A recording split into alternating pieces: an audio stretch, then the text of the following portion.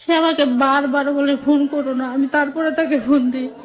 Even কি আমার ফ্যামিলিও নিষেধ করে তুমি ফোন দিও না, আমি কাউকে না যে লুকিয়ে লুকিয়ে ফোন দিয়ে থাকে। বলে যে তোমার বাচ্চা তো মারা গেছে, তো তুমি এখন পানি পানি দিয়ে কি করবে। প্রথমে আপনি আপনার নামটা একটু বলবেন? শামীম আরা মুক্তি। শামীম আরা মুক্তি। জি আচ্ছা, শামীম আরা মুক্তি, আপনি নিশ্চয়ই হ্যালো 8920 শুনে থাকেন। জি হ্যালো 8920 যেহেতু শুনে থাকেন, তাহলে নিশ্চয়ই আপনি জানেন যে এখানে বেসিক কিছু নিয়ম আছে। গেস্টদের সম্পর্কে আমরা প্রথমে একটু জানিয়ে নেই, হ্যাঁ, বেসিক পরিচয়। যেমন আপনার বয়সটা যদি একটু বলতেন আমাদেরকে। 33। আপনার বয়স এখন 33। আপনি পড়াশোনা কতদূর পর্যন্ত করেছেন? মাস্টার্স কমপ্লিট করছি। আপনি মাস্টার্স কমপ্লিট করেছেন। আচ্ছা, আপনি পেশাগত জীবনে কি করেছেন বা কি করছেন আমাদেরকে যদি একটু বলতেন। আমি এর আগে একটা চাকরি করতাম, একটা কলেজে লেকচারার হিসেবে ছিলাম, ইসলামিক হিস্ট্রি অ্যান্ড কালচারে। বর্তমানে এখন আমি কিছুই করি না। ওকে, প্রিয় শ্রোতা, আজকে যাকে পেয়েছি তিনি একজন শিক্ষক। তিনি একটা কলেজে শিক্ষকতা করতেন ইসলামিক হিস্ট্রি অ্যান্ড কালচার এই বিষয়টাতে। বর্তমানে তিনি কিছু করছেন না। আমাদের সম্মানিত অতিথির বয়স হচ্ছে 33 বছর এবং তিনি আজকে তার জীবনের গল্প বলতে এসেছেন। আপনি কোথায় থাকেন আমাদেরকে একটু বলবেন? আমি মিরপুর থাকি, আবার দেখা যাচ্ছে শেওড়াপাড়াও থাকি, দুই জায়গা থাকি। আচ্ছা, তার মানে আপনি মিরপুর এরিয়াতেই থাকেন আর কি। ওকে, তাহলে আমরা মোটামুটি জেনে গেলাম আমাদের অতিথি সম্পর্কে। মূল কথা হচ্ছে আজকে আমাদের এখানে জীবনের গল্প বলার জন্য যিনি এসেছেন তিনি একজন শিক্ষক এবং কলেজের শিক্ষক। ওকে, আপনি কোথা থেকে শুরু করতে চান? আমার জন্ম থেকে শুরু করতে চাই। জি প্লিজ। এবং আমি আপনাকে রিকোয়েস্ট করবো ম্যাম, যে এখানে যারা আছে তারা সবাই আপনার মতো সাধারণ মানুষ। ইনফ্যাক্ট আপনি তো একজন শিক্ষক, সুতরাং শ্রদ্ধার জায়গা থেকে আপনি অনেক বড় কারো কারো কাছে। আপনি একদম মন খুলে আমাদের কাছে, কেউ কেউ আপনার সন্তান তুল্য, কেউ কেউ আপনার বন্ধু তুল্য, একেবারে মন খুলে বলবেন, কোনো হেজিটেট করবেন না এবং আশা করছি কোনো ভয়ও পাবেন না। বলুন প্লিজ। আসলে দেখা যাচ্ছে আমরা 6 ভাই বোন, 2 ভাই 4 বোন। আচ্ছা, তা আমার প্রথম হচ্ছে মেয়ে সন্তান, তারপরে ছেলে, তারপরে 2টা বোন আমরা আবার। আচ্ছা, পরে আমি যখন আমার মায়ের গর্ভে, তখন আমার দাদি চিন্তা করলো যে আমার মাকে বললো যে তোমার যদি আমার মেয়ে হয় তার নামটা রাখবো মুক্তি। সেই থেকে নাম কিন্তু আমার মুক্তি। আচ্ছা, আচ্ছা, তারপরে আবার ছোটবেলায় ছোট ছোট 2-3টা ঘটনা আছে। যেমন আমার বয়স যখন 5-6, তখন আমি একবার বয়ে গেছে বড়ই পাড়তে উঠছি। তখন বড়ই পাড়তে যাই আমি একটা ডাল ভেঙে পড়ে যাই, নিচে ছিল একটা খেজুর গাছ। খেজুর গাছের মাঝখানে পড়ে যায় একদম। তখন আমার শরীরে অনেকগুলা কাটা ছিল। ওই কাটাগুলো বের করার জন্য আমাকে উঠানের মাঝখানে শুয়ে রেখে কাটাগুলো আস্তে আস্তে করে বের করা হয়। এটা একটা ঘটনা। আর একটা ছিল, আর একবার আমার ছোট ভাই, আমার যে ইমিডিয়েটলি ছোট ভাই, যে বর্ষার সিজনে ঘাটে নৌকা বাঁধা ছিল, নৌকায় উঠছে আমি উঠছি, ও হঠাৎ পড়ে গেছে। পড়ে গেলে পরে আমি তাকে উঠানোর জন্য আমিও লাফ দিছি নৌকার থেকে। যখন লাফ দিয়ে এখন 2 ভাই বোন মানে কি জড়ায় ধরে আসছি, কেউ কাউকে উঠাইতে পারতেছি না, যেহেতু আমিও সাঁতার জানি না, সে তো জানি না। পরে এক পর্যায়ে এইভাবে করতে থাকলে 2জনই দেখে মানে পানির নিচে চলে যাচ্ছি। তখন আমার এক চাচাতো ভাই আমাকে উঠায়, 2জনকে উঠায়। তা আমি পানি খাইনি, আমার ছোট ভাই একটু পানি খেয়েছি। আমি যখন ক্লাস 7-এ পড়ি তখন আমার বাবা মারা যায়। আচ্ছা, এভাবে আস্তে আস্তে তো আমার বড় ভাই সংসারের দায়িত্ব গ্রহণ করেন। আপনার পজিশন ফ্যামিলিতে কি, মানে আপনাদের ভাই বোনদের মধ্যে আপনার পজিশন কত? আমি 5 নাম্বার। মানে 6 ভাই বোনের মধ্যে আপনি 5 নাম্বার ছিলেন। আপনার ছোট কি ছিল, ভাই আর বোন? ভাই। আচ্ছা, প্রথম আমার বোন, তারপরে ভাই, তারপরে আমরা 3 বোন। আচ্ছা, তারপরে বোনদের মধ্যে আপনি কি? আমি বোনদের মধ্যে আমি ছোট। আচ্ছা, ঠিক আছে।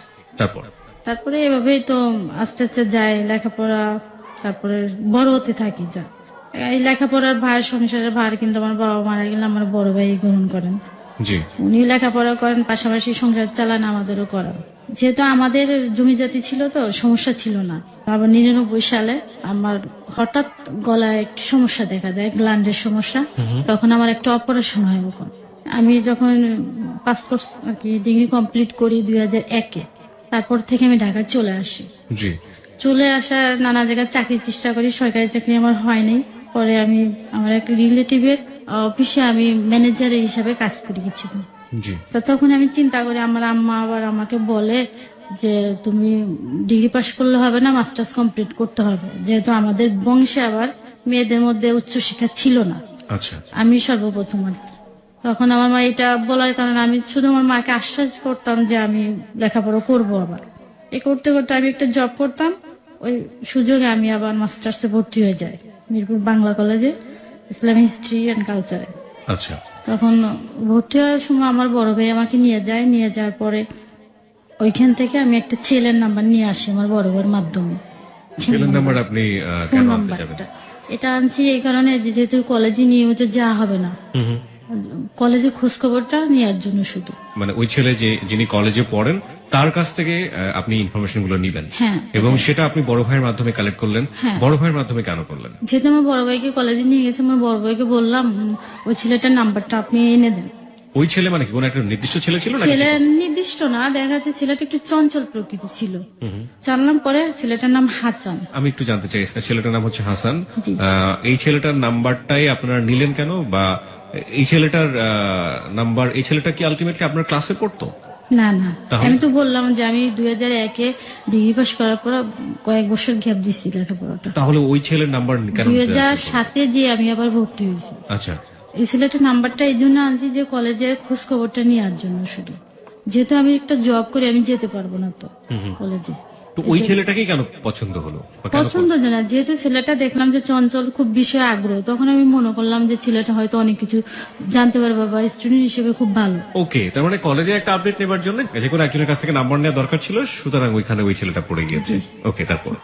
ওই ছেলের নাম্বারটা আনার পরে হয়তো মাসে একবার তাকে আমি ফোন দিতাম যে কি খবর ভাই, তখন ও বলতো যে আমাকে আপা বলে ডাকতো, যে আপা আসলে কোনো খবর নেই, কলেজের কোনো খবর টবর এখন পাচ্ছি না আমরা। এভাবে চলতে থাকে।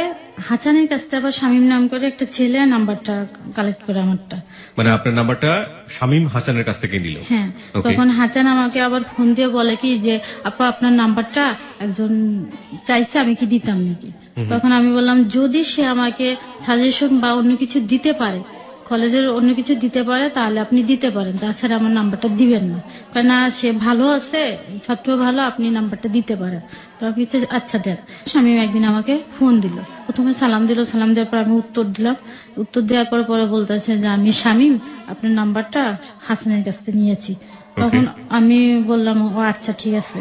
বললো যে আপনি কি কলেজে গিয়েছেন? আমি বলছি জি না, আমি তো সময় পাই না, কলেজে যেতে পারি না।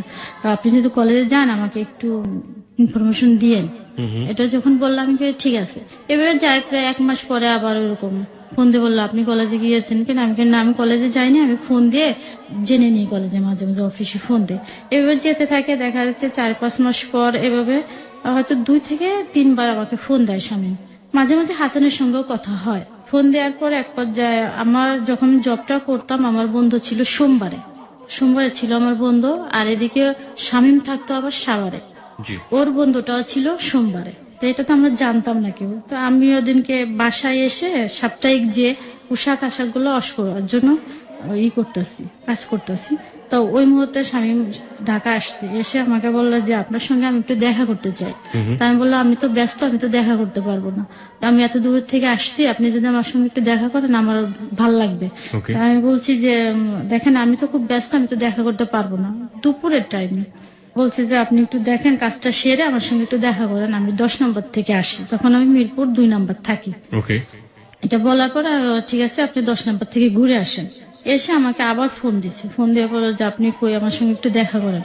তখন আমি ঠিক আছে, আপনি হার্ট ফাউন্ডেশনের সামনে যে ওএসবি চক্ষু হাসপাতাল আছে ওইখানে আপনি থাকেন, আমি আসছি। ওকে। তো ওখান থেকে আমি আসি আর কি। এসে আমি ওকে বলি কি যে আপনি আমাকে চিনবেন কি করে, যেহেতু কেউ কাউকে কখনো দেখি নাই আগে। তখন বললাম যে দেখবেন আমি গ্রিন কালারে একটা ড্রেস পরে যাবো, আমি কিন্তু দেখতে অনেকটা কালো। এটা আমি ফান করলাম। করার পরে আমি তার সামনে দিয়ে হেঁটে আসছি, তখন ও আমাকে চিনতে পারেনি। আচ্ছা। তো এক পর্যায়ে আমি ওএসবির সামনে এসে আমি ওকে ফোন দিছি। ফোন দেওয়ার পর ও আস্তে আস্তে ফোনটা রিসিভ না করে আগে আসছে। এসে আমাকে বলতেছে আপনি কি শামীমা? আমি কি জি আমি শামীমা। তখন বললো কি যে আচ্ছা। তা বলতেছে যে ঠিক আছে আপনার সাথে পরিচয় হয়ে ভালো লাগলো। আমি আচ্ছা, তা এর সুযোগে আবার কলেজের বিষয়গুলো আলাপ করলাম, ও করলো আমিও করলাম। জি। তো এক পর্যায়ে আমাকে বলছে দেখেন আমার না মনটা খুবই খারাপ, আপনি যদি আমার সঙ্গে একটু ঘুরতে যান খুব ভালো লাগবে। আমি বলছি দেখেন আমি তো ঘুরতে যেতে পারবো না, আমি এখনো লাঞ্চ করি নাই। এটা যখন বললাম তো দেখেন আমার মনটা অনেক খারাপ, তো বারবার বলতেছে। তখন আমাকে বললো কি যে চলেন তাহলে আমরা সিনেমা দেখতে যাই। আমি বললাম দেখেন আমি সিনেমা দেখতে যাচ্ছেন? হ্যাঁ হলে।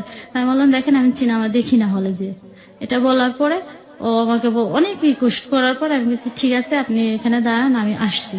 এটা বলে বিকল্প একটা মাঠ ছিল, তখন ওই মাঠের ওখানে দাঁড়িয়ে আছে, আমি বাসায় গিয়ে লাঞ্চ করে পরে আসার পর ও দাঁড়ায় আছে, প্রায় ঘন্টা খানিকের মতন দাঁড়ায় আছে। পরে আমাদের বাসায় ছিল কাজের মেয়ে, ওটা জেনে আমার সঙ্গে সঙ্গে এসে দেখে গেছে যে ছেলেটা দাঁড়ায় আছে, আমি দেখে আসি। পরে এক পর্যায়ে আমরা ঘুরতে গেলাম, প্রথমেই ঘুরতে যাই বেরি পাতে যাই, বেরিবাদে যে ওখানে আমরা তামান্না গার্ডেনে যাই, ওখানে যে আমি একটু থামাচ্ছি।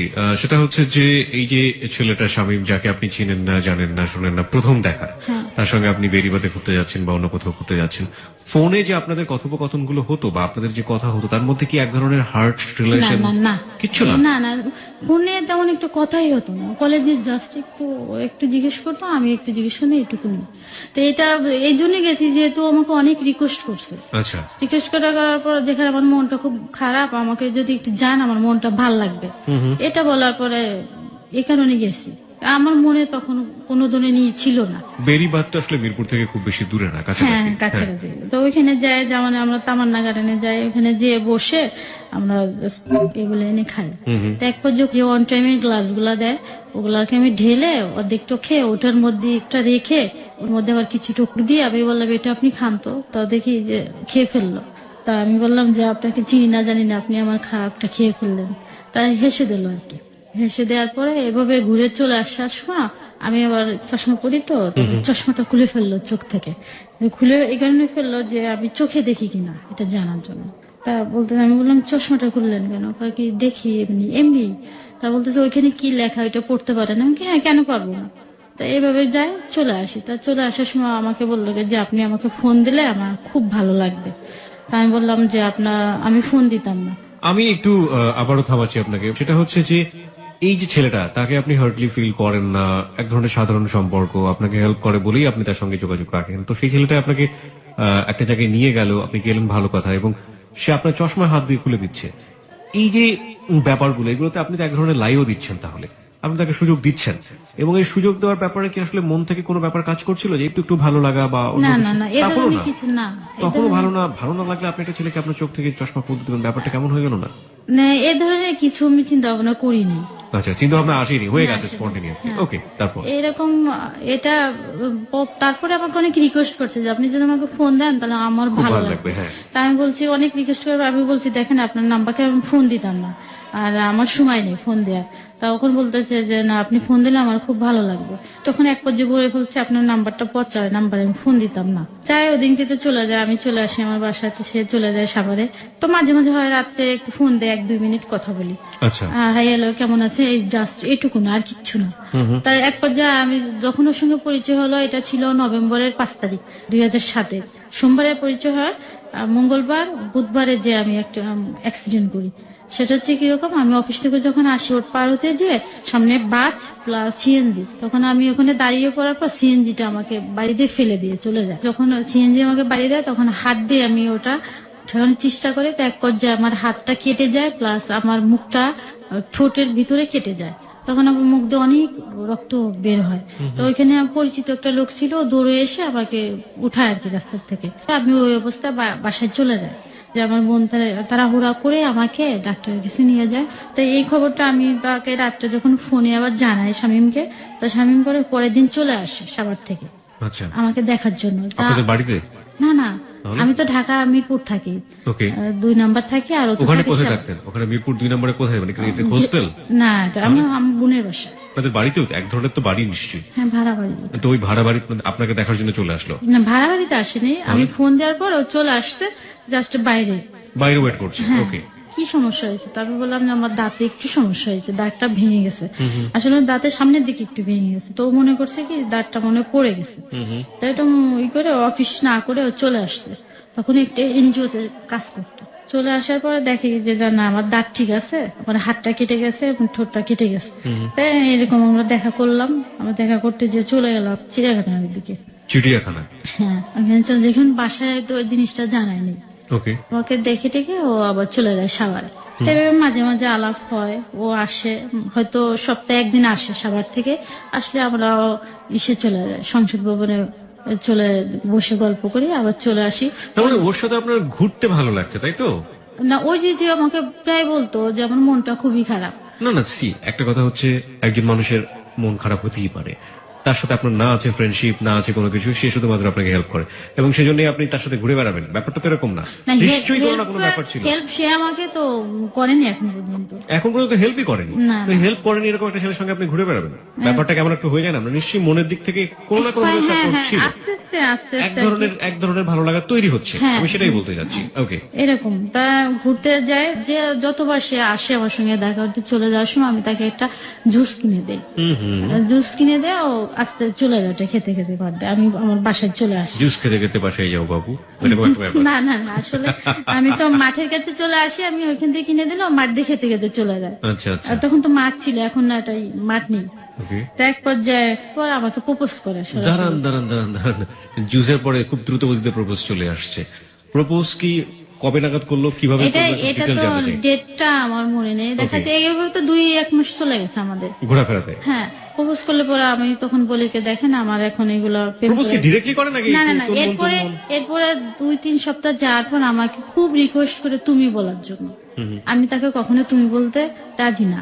তখন বললো দেখেন তুমি বলে না, আপনি আপনি কথা বললে আমার ভালো লাগবে না। তখন আপনি আপনি বললো না, রাগ করে একটু দেখো যে রাগ করলে পরে আমি আস্তে আস্তে 1 মাস পর তুমি বলা আরম্ভ করি। এইভাবে চলতে থাকে। তো এক পর্যায়ে একটু একটু দুজনের মধ্যে সম্পর্ক সৃষ্টি হয়ে যায়। তখন আমি বললাম যে দেখেন আমার এই ধরনের প্রেম করার বয়স নেই, যদি করতে হয় আমি সরাসরি বিয়ে করবো। তখন আপনার বয়স কত ছিল? 25-26 হবে এরকম। 25-26 প্রেম করার বয়স থাকে না। এটা আপনার বিলিভের জায়গা থেকে আপনার মতো করে আপনি বলেছেন। ওকে, তারপর? না, এটা আমি আবার কেন বললাম, আমার চিন্তাধারা ছিল আমি কখনো জীবনে বিয়ে করবো না। আপনি বিয়ে করবেন না? হ্যাঁ, এটা চিন্তাধারা ছিল। তখন আমার বড় ভাই প্লাস আমার মা খুব আমাকে চাপ সৃষ্টি করে। আপনার বড় বোনদের কত বছর বয়সে বিয়ে হয়েছে? ওনাদের 12 বছর বয়সে বিয়ে গেছে। 12 বছর বয়সে বিয়ে হয়ে গেছে? হ্যাঁ। তারপরে আপনি 25 বছর পর্যন্ত ফাইট করে আছেন যে না আমি বিয়ে করবো না? এটা আমি আসলে চিন্তাধারা ছিল, অনেক প্রপোজ আসতো, আমার ভাইকে আমি না করে দিতাম। আচ্ছা আচ্ছা। স্বামীর সঙ্গে আবার পরিচয় হয়ে যায়, তখন আমি চিন্তা করলাম যে ছেলেটা হয়তো খুবই ভালো, কথাবার্তা খুব ভালো, নরম, একদম আস্তে আস্তে কথা বলে ভালো। তখন এটা বলার পর তো বললো যে ঠিক আছে, ও এক পর্যায়ে রাজি, প্রেম করতে হবে না, আমি বিয়ে করব। হ্যাঁ, এটা বলার পরে তখন আমি বললাম ঠিক আছে, তো আমার ভাইয়ের সঙ্গে দেখা করার জন্য তো আমাকে একটা ছবি দিল, ওর ছবি। ওর ছবি দেওয়ার পর আমি আমার ফ্যামিলিকে দেখাইলাম। তো দেখানোর পর আমার মা বললো যে এত দূরে একটা ছেলে, তোমার ভাই রাজি হবে না, যেহেতু আমার গার্জিয়ান তোমার বড় ভাই।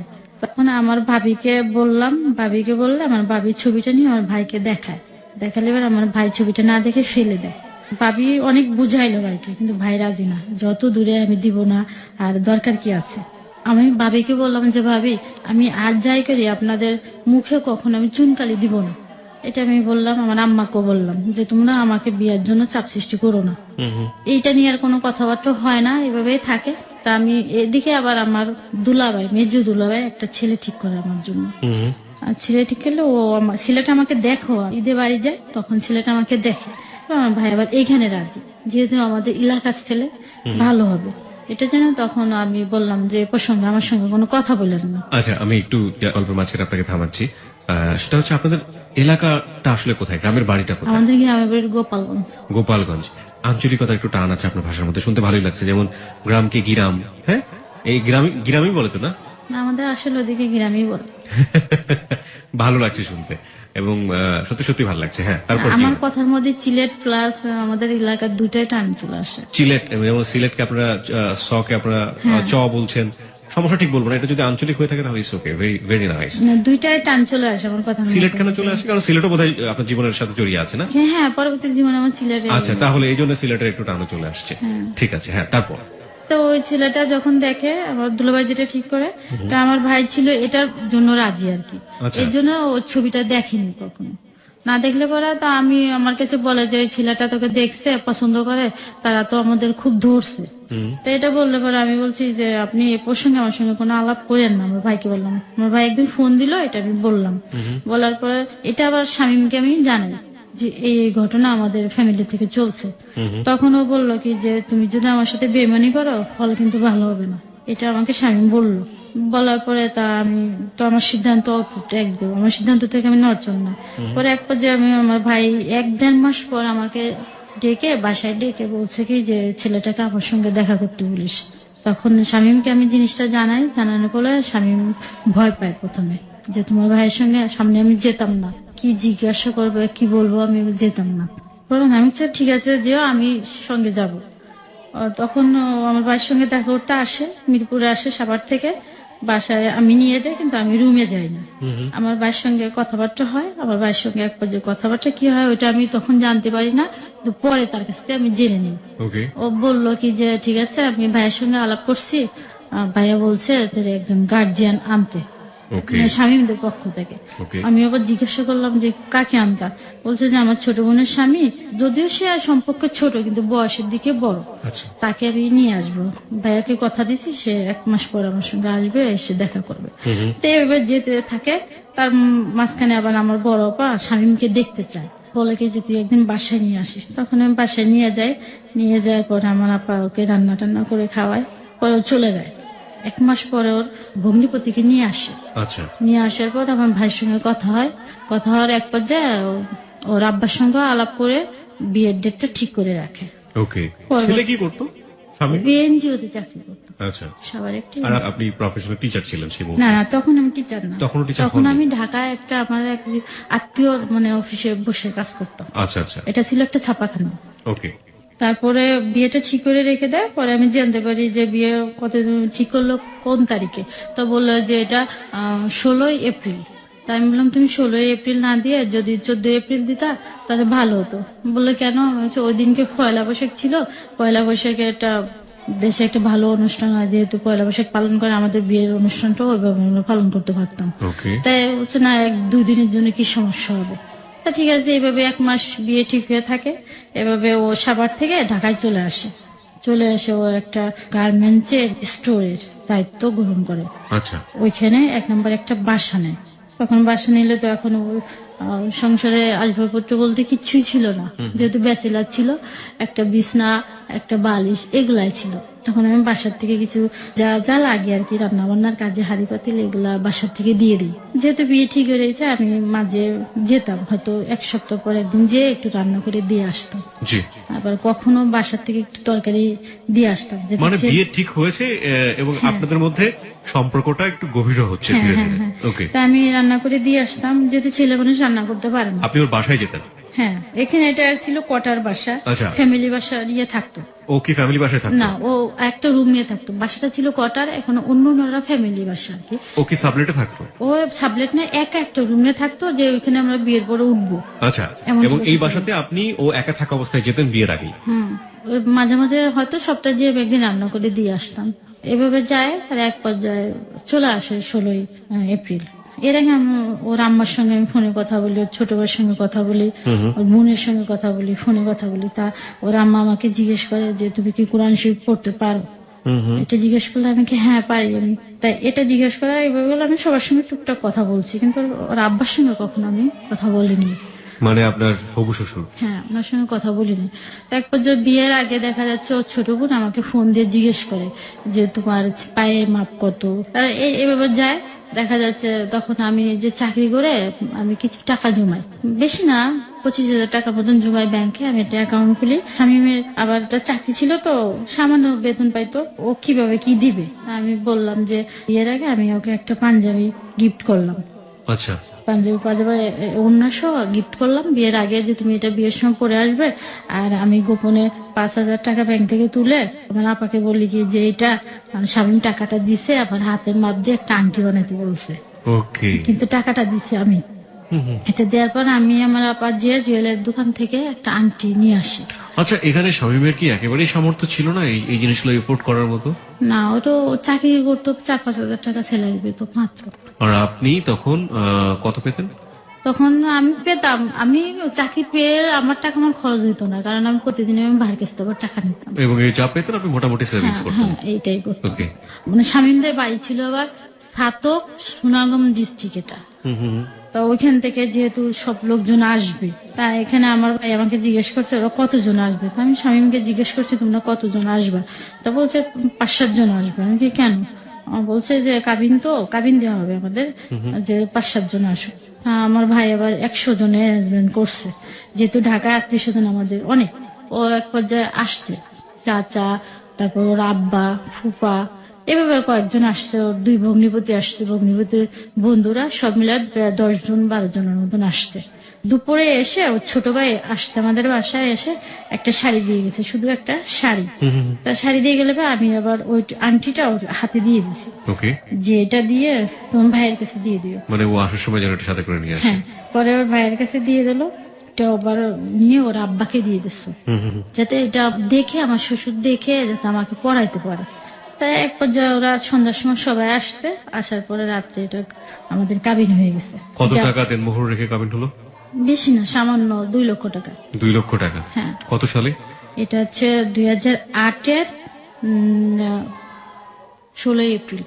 2 লক্ষ টাকাকে আপনি সামান্য বলছেন, এটা খুব ইম্পর্টেন্ট একটা বিষয়। আপনার এক্সপেকটেশন কত ছিল, কত হলে ঠিক হতো? বর্তমান না, যুগে বর্তমানে আপনি ওই সময় বলেন, আপনি ওই সময় কি এক্সপেক্ট করেছিলেন, কত হলে আমার ঠিক হতো? ধারণা ছিল 5 লক্ষ টাকা হবে। 5 লক্ষ টাকা হবে। হ্যাঁ। আচ্ছা, ওকে, তারপর? এটা যে কাবিনে এটা দিছে, এটা তো আমি জানি না। এটা কাবিন হয়ে যায়, এক পর্যায়ে সবাই চলে যায় আর কি। ওরা আবার রাত্রে গাড়িতে চলে যাবে, ওরা এসে আর কি হোটেলে উঠে আর কি। আচ্ছা, পরে রাত্রে সবাই আবার চলে যাবে, তো ওই মুহূর্তে স্বামীও চলে যেতে চায়। তখন আমাদের বাসা ছিল 5 তলা, চলে যেতে চাওয়ার সময় আমার ভাই ওকে রেখে দেয়, যে আজকের দিনে তোমার যেতে হবে না। তাই ওইভাবে থাকে। তাই আমাদের তো বিয়ে হয়ে যায়, ওইভাবে থাকে। পরের দিনকে আমরা দুজনে কলেজে যাই। জি। কলেজে যাই এই কারণে আমাদের পরীক্ষার ডেট পড়ে গেছে, এটা জেনে আমরা অ্যাডমিট কার্ড আনার জন্য কলেজে মানে যাই। আপনি এবং শামীম? হ্যাঁ, দুইজনে Okay. কলেজে যাই। পরে ওদিনকে বলে যে তুমি বাসায় চলে আসো। তা বাসায় যে চলে যাবো, আমার আসলে কিছুই নেই। তা আমি করলাম কি, আমার আপার সঙ্গে নিয়ে আমি একটা জাজিম, তারপরে টুকিটাকি জিনিসগুলো কিনলাম, সংসারে যেগুলো লাগবে টুকিটাকি কিনে ওটা আমার আপা প্লাস আমার ভাগ্নি এগুলা নিয়ে আমরা বাসায় যে ওইখানে বাসায় চলে গেলাম। পরের দিনকে আবার বাসার থেকে একটা টিভি দিল আমাকে, টিভিটা নিতে আসলাম। এটা স্বামী প্লাস আমি দুজনে আসি, এসে এটা নিয়ে গেলাম। তা আমার বিয়ে হলো 16 তারিখে, আর আমার পরীক্ষা হচ্ছে 20 তারিখে। ওকে, তখন আমরা দুইজন যাই পরীক্ষা দিতে। আমি পরীক্ষাটা ঠিক মতন দিই, কিন্তু ও 2টা পরীক্ষা দিয়ে আর দেয় না। তো একবার যে আমাদের এইভাবে সংসার চলতে থাকে। প্রায় 1.5 মাস পর আমার শ্বশুর বাড়ির থেকে লোক আসে। ওকে, কে কে আসে, এটা হচ্ছে ওর চাচাতো বোন, চাচাতো ভাই, ওর নিজের ভাই, নিজের বোন, আর ছোট বোনের আবার একটা বাচ্চা, তাকে নিয়ে আসে। ওর ছোট বোন আবার ওকে ফোন দিয়ে বলে যে তোমার জন্য না একটা ড্রেস বানিয়ে নিয়ে আসতেছে। তো ও শুধুমাত্র বিয়েতে আমাকে একটা শুধু সারিয়ে দিতে, আর কিচ্ছুই দেয়নি। তো এক পর্যায়ে আমার নোটা আসলে ওরা থাকে, আমি রান্না বান্না করে আয়োজন করে ওদের আপ্যায়ন করে, এদিকে বলতেছে যে ভাবি তোমার জন্য একটা জামা নিয়ে আসছি। তা আমি বলছি, জামাটা আমাকে দেখায়। তা জামাটা ছিল এরকম যে আগের দিনে যে শাড়িগুলা ছিল না, ওই যে কাতান শাড়ি, কাতান শাড়িটা কেটে একটা জামা, শুধু একটা কামিজ বানিয়ে নিয়ে আসছে আমার জন্য। এখানে নাই সালোয়ার নাই ওড়না, কোনোটাই নেই, তো শুধু শাড়ি কেটে নিয়ে আসছে। এটা আমাদের পরার অভ্যাস আসলে নেই কখনো। তা আমি শুধু বললাম কি যে তুমি কষ্ট করে এটা আনছো কেন, আসলে তো আমি সামনে এবং পিছনে গলাটা পরি না কখনো, এটা শুধু বললাম। আমি সব পরি, পিছনের দিক দিয়ে একটু উঠাই, Okay. কলার থাকে বা এমনি উঠাই দিয়ে পরি, আমি পিছনে করে গলা ব্যবহার করি না। তাই আমি এতভাবে বলিনি, আমি শুধু বলছি তুমি কষ্ট করে আনছো কেন, আমি তো আসলে পিছনে গলাটা পরি না, যে শাড়ি কেটে আনছে এটাও আমি তাকে বলিনি। না বললে পরে ও পর্যন্ত ও চলে যাওয়ার পর ওর ভাইকে ফোন দিচ্ছে, ফোন দিয়ে বলতেছে যে যেরকম মনে করছিলাম ভাবি হয়তো সেরকম না। এটা যখন বলছে তখন আমার স্বামী তখন আমার সঙ্গে এই নিয়ে কথা কাটাকাটি করছে। আপনার সঙ্গে পারিবারিক ভাবে বিরোধের প্রথম পর্বে আমরা রয়েছে, এটা হচ্ছে একেবারে ননদের কথা শুনে। হ্যাঁ হ্যাঁ, জিনিসটা কিন্তু আমি রেখে দিছি। তারপরে তুমি কেন এই কথাটা বললা, ও তো খুব মাইন্ডে নিচ্ছে। আমি তো তাকে কিছু হাট করার মতন কিছুই বলিনি, আমি তো শুধু জাস্ট এটা বলছি। তা আমি বলছি যে দরকার কি ছিল ছোট মানুষ আনার জন্য, আমার জন্য একটা গোলাপ ফুল নিয়ে আসতো আমার জন্য, এটা বলছি। এটা বলার পর এক পর্যায়ে আবার একটা থাপ্পড় মারে আর কি মুখে। হ্যাঁ, প্রথম এটা থাপ্পড়, এই বিয়ের 1-1.5 মাস পরে আমার প্রথম একটা থাপ্পড় মারে। নিজের বোনের কথা শুনে? হ্যাঁ, তারপর মারলে পরে তা জিনিসটা আমার খুব খারাপ লাগে।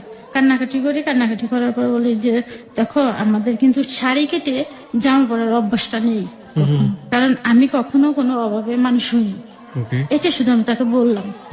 সেভাবে যেতে থাকে। আমার বিয়ের 21 দিন পরে আমার শ্বশুর মারা যায়। শ্বশুরের আবার বুকে পেইন ছিল প্রচন্ড। আমার শ্বশুর মারা যায়, মারা যাওয়ার পরে ফোন আসে এখান থেকে, তখন আমরা যাই আর কি। ওকে, যাই, তারপর? তারপর পরে উনি যখন মারা যান তখন আমাকে প্রথমে নিয়ে যায় শ্বশুর বাড়ি, ওইটা Okay. আমাকে উঠাই দেওয়ার কথা ছিল আর উঠানো হয়নি। পরে প্রথম আমাকে শ্বশুর বাড়ি নিয়ে যায়, তখন তো আমার শ্বশুর মারা গেছেন আর কি। জি। তো সেই অবস্থা আমি যাই, তো ওইখানের ভাষাটার সাথে আসলে আমি বুঝি না, ওটা ভাষা একটু অন্যরকম ছিল। যেরকম অনেকে একে মরা বাড়ি আর দ্বিতীয়ত নতুন বউ, ওটা অনেক লোকজন আসে দেখতে আমাকে, দেখলে কেউ এসে কোনে জি কোনে বউ বলে, তা আমি বলি কি বলে এটা, আমি কখনো এই ধরনের ভাষা শুনিনি। আসলে আমি পুরো চুপ করে বসে থাকি, যেহেতু আমি কথা বুঝি না, কিছু বুঝি না, আর যেহেতু একটা নতুন পরিবেশে আসছে আমি বুঝি না, চুপচাপ করে থাকি। এবার যাই, পরে আমরা 7 দিন পরে চলে আসি। তখন আবার আমরা একসঙ্গে একটা জব করতাম, ওকে। এটা ছিল সেনা শপিং মল। ও ওখানে জব করতো, আমিও করতাম। ও ছিল পজে, আমি ছিলাম সার্ভিস সেকশনে, দুজনে এখানে জব করতাম। এভাবে আমাদের সংসার ভালোই যায় আর কি, চলতে থাকে। এই চটটা খাওয়ার পরেও হ্যাঁ, না আমি না কিছু মনে করি না, ও যাই করুক না আমি কিছু মনে করি না, ওকে। কারণ ওর প্রতি যে আমার একটা গভীর ভালোবাসা ছিল, এর জন্য আমি কিছু মনে করি না। এভাবে আমাদের সংসার যেতে থাকে। তো যেহেতু কোয়ার্টার বাসা থাকা আমার অভ্যাস নেই কখনো, জি। যেহেতু দুজনের সামান্য স্যালারি পেতো, আমার সংসার চলতে একটু সমস্যা হয়ে যেত। তা আমি মাঝে মাঝে আমার ভাইকে ফোন দিলে আমার ভাই টাকা দিয়ে আসতো আমাকে। তা ওই দিনকে ওই রকমই হয়েছে, আমার ভাইকে ফোন দিয়েছেন, আমার ভাই বলছে কি ঠিক আছে তুমি নিচে নেমে এসে টাকাটা নিয়ে যাও। তো আমি দুপুরের সময় আমি রান্না চড়াইছি, জি। রান্নাটা রেখে আমি গেছি, আর একদিকে অন্য একটা মহিলা আমার রান্নাটা রেখে চুলাটা নিয়ে গেছে আর কি, নিয়ে রান্না শুরু করছে। মানে কি একজনের জিনিসটা আরেকজন টানাটানি করে, ব্যাপারটা না, কিরকম? চুলাটা কোয়ার্টার বাসা ছিল, তো অনেকগুলা 4টা চুলা, দেখা যাচ্ছে 5-7টা ফ্যামিলি রান্না করে। সেটাই তো বলছি যে একজনের চুলা আরেকজন রান্না করে এবং টানা হেঁচড়া হয় একটা। হ্যাঁ, হ্যাঁ। তো দেখা যাচ্ছে আমি তো নিচে গেছি টাকা আনতে, আমার ভাইয়ের সঙ্গে দেখা করতে, আমার চুলাটাও উনি রান্না করতেছে, আমি কিন্তু রান্নাটা শেষ করে পাইনি। তখন একবার যে এটা নিয়ে উনি কথা কাটাকাটি হয়েছে, তো আমার হাজবেন্ড স্বামী তখন এটা না শুনে না যাচাই করে একবার যেমন খুব মারে। আপনার হাজবেন্ড মানে হ্যাঁ। কাকে? আমাকে, যে কেন তুমি কথা বলতে গেলা। এই চুলার ব্যাপারগুলো নিয়ে? হ্যাঁ, ও বললো ওর কথা হচ্ছে তুমি কেন কথা বলতে গেলে, সে যাই করুক তুমি কেন কথা বলতে গেলে। তা বললো আমার রান্নাটা যেহেতু আমি রান্না করতেছি সে কেন ই করে রাখবে। ওর কথা হচ্ছে তুমি কেন কথা বলতে গেলা তাদের সঙ্গে, এটা হচ্ছে আবার অপরাধ। আর একদিনও এরকম ওই চুলা নিয়ে এরকম হয়েছে, আমি রান্না করতেছি, তার একটা জায়গা পরিষ্কার করে এক মহিলা আমার রান্নার উপর দিয়ে একটা যে কাপড়, মানে ঘরটার মোছা যে কাপড়টা ওটা রেখে ওখানে গিরিল ছিল, গিরিলে রাখতে যায়। তো এটা আমি বললাম যে আপনি নিচে রাখেন, এটা পরে আমি রেখে দেবো। এক পর্যায়ে মহিলা খুব চিৎকার চেঁচামেচি করে ওঠে, এটা আবার স্বামী শুনতে পায়, শুনতে যা পাওয়ার পরে এদিকে ওদিনকে আমার প্রচন্ড মারে, মারলে পরে পাশে ছিল আর এক লোক, সে ছিল একটি হিন্দু। জি। সে আবার বললো কি যে আপনি যে আপনার বউকে পিটাচ্ছেন, যাকে নিয়ে কথা কাটাকাটি হয়েছে দেখেন তো তার হাজবেন্ড তাকে কিছু বলছে না, তো তাকে কিছু বলছে না, তা আপনি কেন ওকে মারছেন, অন্যায় তো ওই মহিলার, আপনি মারলেন। ওর কথা হচ্ছে ও কথা বলতে কেন গেল, ও কিচ্ছু বলবে না, ও যে যা বলো এক ধরনের মানে স্বৈরাচারী আচরণ তার মধ্যে দেখতে না, পাচ্ছি। ও হচ্ছে একটু একরুকা টাইপের, কেউ সেটাই কিছু তো বলছি। বললে ওর মাইন্ডে লাগে, সেটাই তো বলছি। অল্পতে আপসেট হয়ে যায়, এমন একটা ব্যক্তি আর কি। প্রিয় শ্রোতা, আমরা কিন্তু গল্পের একটা মোড়ে এসে দাঁড়িয়েছি। আমরা যে মানুষটিকে চিনতাম, শামীমকে, যে শামীমটাকে চিনতাম, সেই শামীম কিন্তু ধীরে ধীরে বদলে যাচ্ছে, এবং এই বদলানো মানুষটি শেষ পর্যন্ত কতটা ভয়াবহ করতে পারে একজন মানুষের জীবনকে, সেটা আপনারা আজকে মুক্তার জীবনের গল্পের একেবারে শেষ পর্যন্ত থাকলেই বুঝবেন। হ্যাঁ। তারপরে ওইটা এই রান্নাটা নিয়ে কথা কাটাকাটি এক পর্যায়ে আমার হাজবেন্ড আমাকে মারে আর কি, পরে ওইটা আবার আমার ভাইকে জানানো হয়, আমার বড় ভাইকে জানানো কে হয়। জানায় এটা? এটা হ্যাঁ জানাই, পরে আমিও জানাই। মানে আসে এসব আমার ঘটনা তো আসলে চাপা থাকে না, কোনো না কোনো ভাবে না, জেনে যায়। এটা ফোনের মাধ্যমে জানানো হয় ভাইকে, ভাই আসে বাসায়, আসার পরে তারপরে আমার ভাই ও বলে কি যে তুমি কেন কথা বললা, এই কারণে মারছে। তা আমার ভাই শেষ পর্যন্ত এটা মিউচুয়াল করে দিয়ে চলে যায়। জি। তারপরে আমি কখনো তার প্রতি রাগ করে থাকতে পারি না, যেহেতু সে আমার আপনার হাজবেন্ড। জীবনে কি উনি প্রথম পুরুষ ছিলেন? হ্যাঁ, এটাই ভাবি যে সে আমার স্বামী, আর এখন যতই আমি চলি না কেন সমাজে, আমার কিন্তু ওই পরিচয় নিয়ে চলতে হবে, যেহেতু সে আমার স্বামী।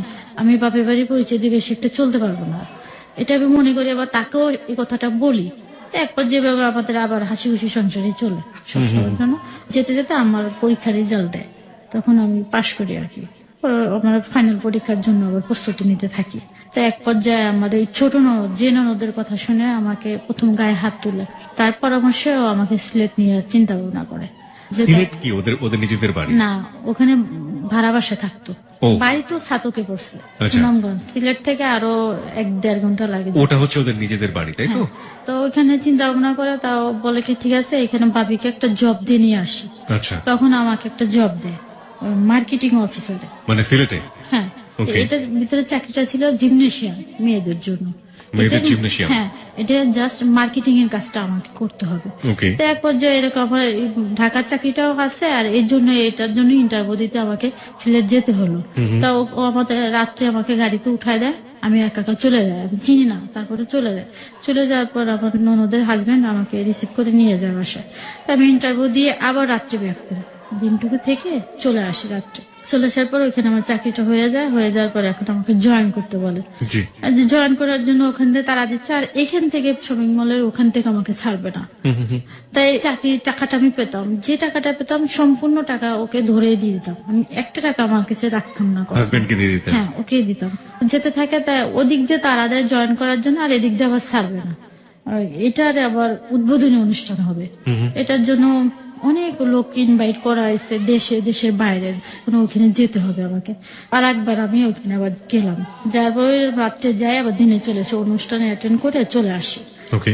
ওদের ইচ্ছা ছিল এটা ভিডিও করে মানে লন্ডনে এটা চালাবে আর কি, বাংলা যে টিভিটা আছে জি। বাংলা টিভিতে এটা প্রচার করে। কি ভিডিও করবে? এটা এই যে জিমনেশিয়ানের এটা। আচ্ছা আচ্ছা। তো এইভাবে আমি চলে আসলাম। ও চিন্তা করলো যে তোমাকে ওখানে জব করার জন্য ডাকতেছে, তো তুমি চলে যাও, আমি কিছুদিন পর এটা ছেড়ে দিয়ে চলে আসবো। তো ও আমাকে পাঠায় দেয়, আমি চলে যাই সিলেট, যে আমি এটা জয়েন। মানে আপনার হাজবেন্ড থেকে গেল ঢাকাতে আর আপনি চলে গেলেন সিলেটে? আমি চলে যাই, কিন্তু ও আমার ননদের বাসায় আমি উঠি। তো ওখানে কোন ননদ? যে ননদ কি আপনাকে মানে গায়ে হাত তুলে যার করবে, সেই ননদের বাসাতে আপনি চলে গেলেন? সেইবারের সাথে হলো যে অনেকগুলো রুম নেওয়া হলো, যে বাবিও টাকা পয়সা দিবে আর আমরাও দিব। ওকে। এভাবে চলে থাকে। তাই এখানে আমি জব করতে থাকি, ননদও এখানে আবার জব করে, ও রিসিপশনে জব করে আর আমাকে মার্কেটিং অফিসারে দেয়। একই প্রতিষ্ঠানে? হ্যাঁ, একই প্রতিষ্ঠান। তো ওইখানে যে ম্যানেজার ছিল, ম্যানেজারটা আবার কথাবার্তা আমার ভালো লাগতো। কেন ভালো লাগতো না? ভালো লাগতো না, সে অন্য আঙ্গেলের কথাবার্তা বলতো, যেটা আমার খারাপ লাগতো কি শুনে। ধরনের? যেমন আপনি ঢাকার ওদিকে, আমি ঢাকার ওদিকে, আপনি আমাকে সময় দেবেন, আমরা ঘুরতে যাবো, মুক্তমুখে এগুলো। Okay, এগুলো আমার বুঝতে খুব পেরেছি। খারাপ লাগতো। তাই এদিকে এখানে যেতে হবে এমনি ভাবে, সাধারণ মানুষ যেভাবে চলাফেরা করে ওভাবে যেতে হবে, সাধারণ মেয়েরা যেভাবে চলে, যেমন মাথায় কাপড় থাকবে না এরকম যেতে হবে। আবার এদিক দিয়ে আমার বাসার থেকে চাপ আসে, তুমি কেন মাথায় কাপড় ছাড়া যাও, এইভাবে চলো, ওখানে ঘিরে ঘিরে যাবা, বোরকা পরে যাবা। Okay, দুই দিক দিয়ে বিপদে পড়ে। Right, this is the very very important point, প্রিয় শ্রোতা। ও যেটা কথা বলছে যে এক ধরনের হিজাব, যে হিজাবটা আসলে মেনটেন করতে বলছে ফ্যামিলি থেকে, আবার যখন ও প্রতিষ্ঠানে যাচ্ছে জব করার জন্য সেখানকার পরিবেশ বলছে যে, এবং তাদের যে ঊর্ধ্বতন কর্মকর্তা আছে তারা বলছে যে না, এইভাবে এখানে কাজ করা চলবে না। আমার মনে হয় যে অনেক মেয়েই এই ধরনের ডিফিকাল্টি ফেস করেন। যাই হোক, তারপর? তো এটা নিয়ে আমার শাশুড়ির এক পর্যায়ে খুব খুঁতখুঁতে ভাব একটা, মানে কেন ঘরের বউ এভাবে যাবে, হ্যান তেন, উনি জিনিসটা খুব ভালো চোখে দেখে না। তা এই বিষয়টা নিয়ে ওনার মেয়েদের সঙ্গে আলাপ টালাপ করে, কিন্তু আমি কিচ্ছু বলি না। আপনার হাজবেন্ড কি বলতো? আমার হাজবেন্ডের এই বিষয় নিয়ে কোনো সময়ই ছিল না, বাধা ছিল না। মানে তুমি যেভাবে খুশি যাও? না, এভাবে চলো, কিন্তু একটু ওর ইচ্ছা যে তুমি এমন ভাবে চলাফেরা করো না যাতে লোকে খারাপ বলে। আচ্ছা। মানুষ কখনো তোমাকে খারাপ বলে আমি চাই না। না, কিন্তু এই যে মাথায় ঘোমটা দেয়া, না, এটা সে পছন্দ করে বেশি। আচ্ছা আচ্ছা। এটা তার ভিতরে কাজ করে যে তুমি এমনি কেন যাও, মানে সেও চাইতো যে আপনি কিন্তু হিসাব করুন? ও তখন আমাকে সে কথাটা বলিনি কখনো। ওকে, তারপর? এটা বলিনি। তো এভাবে যায়, চলতে থাকে, জবটা করি, কিন্তু ওই ম্যানেজারের সঙ্গে এরকম প্রায় আমাকে যখন বলে, তা জিনিসটা আমার খুব খারাপ লাগবে এক পর্যায়ে। তারপরে ম্যানেজারের সঙ্গে একদিন আমার কথা কাটাকাটি হয়। ওকে। আমার ননদ প্রতিদিনই দেরি করে যেত, ওর টাইম ছিল 7টায় যেত, যেহেতু সকালবেলা ওরা রিসেপশনে কাজ করে, ওদের যেতে হতো তাড়াতাড়ি করে। জি। তারা তাড়াতাড়ি করে যেত, ও প্রতিদিন দেরি করে যেত, 10টা বেজে যেত। তো একদিন আমাকে বলছে, ওরা জানতো যে আমরা ননদ ভাবি, তো একদিন আমাকে বলতেছে আপনার ননদ এরকম দেরি করে আসে, আপনি বলে দেন যেন এরকম আর না আসে অফিসে। তো এখানে বললে, তো আমি তাকে জানালে পড়া, তো বলছে ঠিক আছে আমি যাবো না। তো ওটা রিজাইন দিয়ে দেয়, রিজাইন দিয়ে দিল, চলে গেল। পরে ওই জিনিসটা আমার আবার যে দেবরটা ছিল, আমার একটা দেবর ছিল, সে মাইন্ডে না জিনিসটা, ম্যানেজার কেন এরকম করলো। আর আমার দেবরের ওইখানে চাকরি হওয়ার কথা ছিল, কিন্তু ম্যানেজারের কারণে চাকরিটা হয়নি তার। ওকে। এটা তার একটা রাগ ছিল ম্যানেজারের প্রতি। তো এই ম্যানেজার আমাকে যখন এইসব ইঙ্গিত করতো, তখন আমি একদিন চিন্তা করলাম ম্যানেজার তো খারাপ, ওরা একটা মাইর দেওয়া উচিত। এরকম চিন্তা করলাম এখানে যে অফিসের বাইরে ওর একটা জাস্ট একটা থাপ্পড় দেওয়া উচিত, কেন ও এরকম বলবে।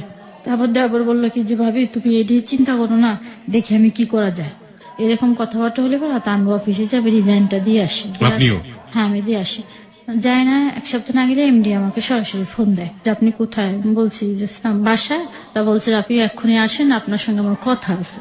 তা আমি যাই, আমার ননদকে নিয়ে যাই। যাওয়ার পর MD sir plus chairman sir আমাদের সঙ্গে কথা বলেন, দুজনে আমাদের সঙ্গে কথা বলেন যে আপনার কার পারমিশনে আপনারা রিজাইন দিয়ে গেলেন, চাকরিতে নিয়োগ তো আমরা দিচ্ছি আপনাদের, কেন নিয়োগ দিলেন। তা আমার ননদের কথা বলে তুমি আবার জয়েন করো, আর আপনি তো জয়েন করবেন, আপনার যদি কোনো কথা বলার থাকে যে আপনি আমার রুমে এসে কথাগুলো শেয়ার করবেন। এই কথাটা আমি ভালোভাবে নিইনি আর কি। এটা আমার কেমন কেমন লাগছে, কেন অফিসিয়াল ভাবে তো কথাটা বলতে পারি, যেহেতু অফিসিয়াল রুমে কেন যেতে হবে? কেন রুমে আমি কেন যাবো না, যে জিনিসটা আমি বাসায় যে এটা বললাম। বলার পরে আমার দেবরটা খুব মাইন্ডে নিয়েছে জিনিসটা, কেন এমডি বাসায় যেতে বলবে। তো এভাবে তো স্বামী তো ঢাকায়, এদিক দিয়ে আমার দেবর আবার অ্যাডিক্টেড ছিল। হ্যাঁ, ও আমার নেশা করতো। আর এদিক দিয়ে স্বামী চিন্তা করলো যে ঠিক আছে, মানে তখন ও অ্যাডিক্টেড বেশি রকম নেশা করতো। গাঁজা খাইতো, দেখা যাচ্ছে মদ খাইতো, এগুলা খাইতো, ঘুমের ট্যাবলেট খাইতো, এগুলা খাইতো আর কি। তখন চিন্তা করলো, স্বামী চিন্তা করলো যে ওকে ভালো করতে হলে আমার ওইখানে চলে আসতে হবে, সিলেটে আমারও চলে আসতে হবে। আর এদিক দিয়ে এমডি স্যার যেহেতু এই কথা বললো, তা আমরা আবার অফিসে যাই। যখন আবার জয়েন করছে আমার ননদ, তখন ম্যানেজারের সাথে আমার ননদের এক পর্যায়ে কথা কাটাকাটি যে আপনি কার অনুমতি নিয়ে অফিসে আবার জয়েন করছেন। তখন ও বলছে আমাকে তো এমডি স্যার চেয়ারম্যান স্যার বলছে, কি এমডি স্যার চেয়ারম্যান স্যার বললেই কি আপনি আসবেন না, আমি আপনাকে পারমিশন দিছি নাকি। যখন ম্যানেজারের কথা বললো, তখন এটা এমডি স্যারের কাছে আবার বলা হলো। ম্যানেজারের আবার অনেক মানে চারিত্রিক দিক দিয়ে একটু খারাপ ছিল। ওইখানে জিমনেশিয়ানের যারা মেয়েগুলা ছিল ইন্সট্রাক্টর, তাদের নিয়ে আর কি। ও ম্যানেজার থাকতো আবার উপরে, এটা ছিল 5-6 তলা, তো তার উপরে ছিল একটা রুম, সেই রুমে থাকতো, ওইখানে নেমে এদের নিয়ে সময় কাটাইতো। তাই এটা এমডি স্যার এটা খোঁজ খবর নিয়ে জানতে পারে, যে ম্যানেজার আমার সামনে অপমান করে না করে দেয় চাকরির থেকে। তো এইটা ম্যানেজার আবার খুব রাগ করে, অফিসিয়াল যত লোক ছিল ম্যানেজার হাত করে, এটা সবাই জোট হয়ে যায় যে আমরা কেউ চাকরি করবো না। তা একবার যে আমার দেবর ওই ম্যানেজারের মারার চিন্তা ভাবনা করলো, তা ও বন্ধু টন্ধু ম্যানেজ করলো।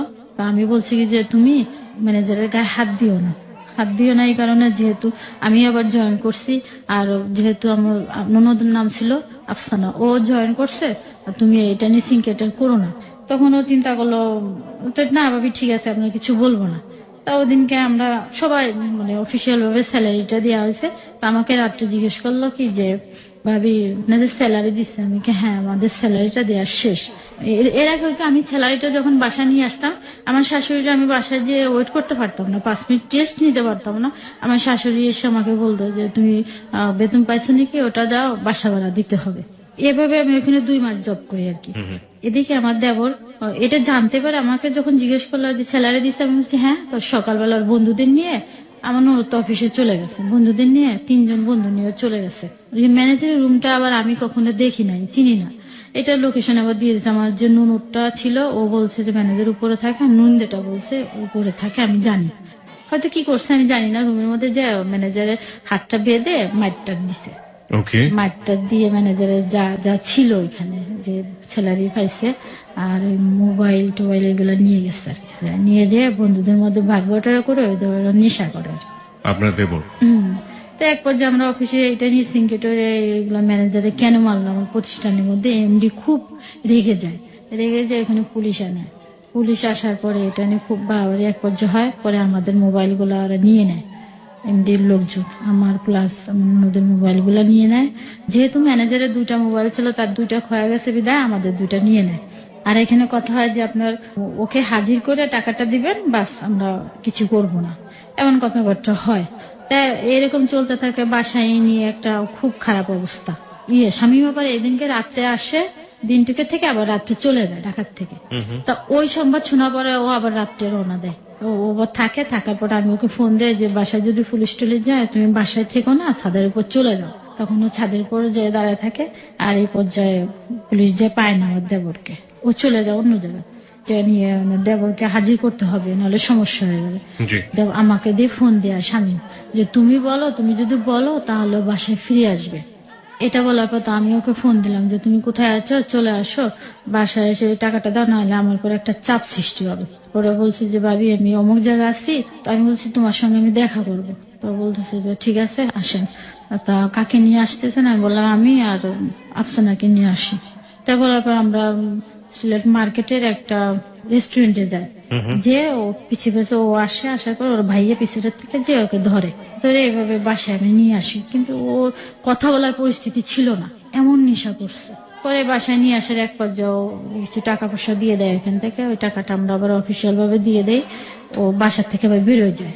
আপনার দেবরের জীবনের গল্প বলছেন আপনি? এটা না কি না না, আপনার- এখানে জড়িত আছে। আপনার সাথে জড়িত আছে? হ্যাঁ। ওকে, তারপর? না, তারপরে এখানে যখন বেরোয় যাবে, আবার বেরোয় যাওয়ার পর আমরা বলতেছে আমাকে যেতে দাও, আমি আবার 1 ঘন্টা পর চলে আসবো। ওকে। চলে যাবে তো আমি বলছি তুমি যেও না, থাকো। ওকে আমি বললাম স্বামীকে ওকে আমাদের রুমে শোয়াই দাও, ও ঘুমাই গেলে সব ঠিক হয়ে যাবে। আচ্ছা। তো ওরা বললো কি যে না আমার কাছে টাকা নেই, তুমি 200 টাকা দাও, ভাইয়া 200 টাকা দাও। তো আমার শাশুড়িকে বললো 200 টাকা দিলে ও চলে গেল। পরের দিনকে অনেক দূরে একজনের মোটরসাইকেল নিয়ে গেছে, ওটি নিয়ে যায় ও অ্যাক্সিডেন্ট করে। এদিকে এটা ছিল সাল ছিল 2009 আর কি। ও অ্যাক্সিডেন্ট করে পানির মধ্যে পড়ে যায় আর কি। ওকে। লোকজন ওকে উঠানোর পরে পুলিশে এটা করে, তখন মোবাইল থেকে ও সিমটা নিয়ে ফোন দিয়ে ওর ভাইয়াকে জানায়, মানে ননদের হাজবেন্ড ওদেরকে জানানো হয়। এভাবে ও থাকে 1 সপ্তাহ, ওকে আমরা ট্রিটমেন্ট করি, কিন্তু তার কোনো সেন্স ছিল না। পরে শুক্রবারে যে আর ফেব্রুয়ারি 20 তারিখে মারা যায় আপনার দেওরটা। ওহো। ওই মারা গেলে পরে এই দায়টা আমার গাড়ি চাপ দিয়ে দেয় ওরা।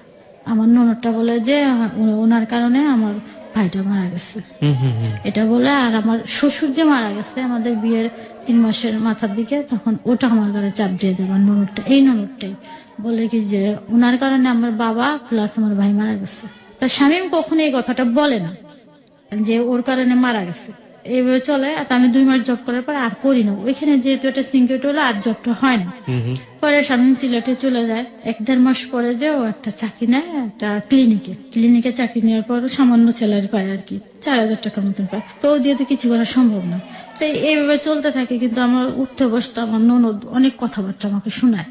তারপরে আমার শাশুড়ি খুদ ধরতে থাকে, মানে আমার শাশুড়ি প্রথম দিক থেকে আমার মনে হয় মেনে নিতে পারেনি। এই কারণে যে আমি সিলেটের বাইরের মেয়ে, ওরা আবার সিলেটের বাইরে আত্মীয়তা করে না, খুব কম করে। আচ্ছা। এই জন্য আমাকে মন থেকে মেনে নিতে পারেনি। এরকম আমাকে বারে বারে বেশি কথা বলতে থাকে। আমি না ঘরে দরজাটা দিয়ে কাঁদতে থাকি, কিচ্ছু বলি না। কিছু না বলে আপনি আপনার হাজবেন্ডকে কখনো এগুলো বলেন? না না, ওকে আমি কখনো কিচ্ছু বলি না। কেন? ও বিশ্বাস করে না, ওর কাছে ওর মা বোন ছাড়া জীবন এখন কেউ নেই। ও বিশ্বাস করে তাদের। তাই এভাবে বলতে থাকে। দেখা যাচ্ছে আমি কতটুকুন খেলাম, যেগুলো বলা উচিত না, কতটুকুন খেলাম, এগুলা স্বামীমের কাছে আমার শাশুড়ি একদিন বলে বউ এরকম খেলো, এই কাজটা করে না, ওই কাজটা করে না। তা দেখা যাচ্ছে আমার ননদ প্লাস তার হাজবেন্ড এক রুমে ঘুমাই আছে, সকাল 10টা-11টা পর্যন্ত ঘুমাই আছে। তো তাদের রুমে তো আমি যেতে পারবো ওই সময়, জি। তাদের রুমটা আমি ঝাড় দিতে পারতেছি না। তো এটা আমার দোষ হয়ে যায় যে কেন ঝাড় দিল না। তাদের যে বলে যে তারা হাজবেন্ড ঘুমায় আছে, আমি কেন যাবো রুমটা, এটা তারা বুঝে না। ছোট ছোট বিষয়, প্রিয় শ্রোতা, কিন্তু এই ছোট ছোট বিষয়গুলো জীবনের জন্য কখনো কখনো অনেক বড় ধরনের দাগ কেটে যেতে পারে, যেগুলো আপনি শেষ পর্যায়ে গিয়ে বুঝতে পারবেন যে আসলে জীবনটা ধীরে ধীরে কতটা জটিল হয়ে যায় এইসব ছোট ছোট বিষয়গুলো জমতে জমতে। তারপরে এভাবে যেতে থাকে, এভাবে বিভিন্ন কথা বলার দেখা যাচ্ছে। সামান্য সরিষার তেল নিয়েও দেখা যাচ্ছে আমার ননদ আমাকে অনেক বেশি কথা বলে। তা আমি ঘরের ভিতরে কান্নাকাটি করি এই নিয়ে, যে কেন বলে। তখন আমার একটা ফুফু শাশুড়ি মেয়ে থাকে, ও আমার কান্না দেখে কাঁদে যে ভাবি তুমি তোমার যে এত বেশি কথা বলে আমার খুব খারাপ লাগে। ওকে আবার আমি খুব আদর করতাম। এভাবে চলতে থাকে। যার এক পর্যায়ে একদিন হয়েছে কি, স্বামী তো চলে আসে সিলেটে, ও থাকে একটা প্রাইভেট ক্লিনিকে চাকরি করে। একদিন হয়েছে কি, এক ধরনের মাছ আনছে যেগুলো আমি খাই না, কখনো খাই না ছোটবেলা। আমি এবার একটু বেছে বেছে খাই। কি মাছ? এটা বাইন জাতীয়, বাইনটা আমি খাই না। বাইন গুথুম যেগুলা বলে, এগুলো আমি কখনো খাই না। ওকে, কারো কাছে এটা খুব মজার, কারো কাছে এটা খুব এগুলা নিয়ে আসে, এগুলো দিয়ে ও 3-4 পুরো করে তরকারি রান্না করে, কিন্তু আমি খাইনি।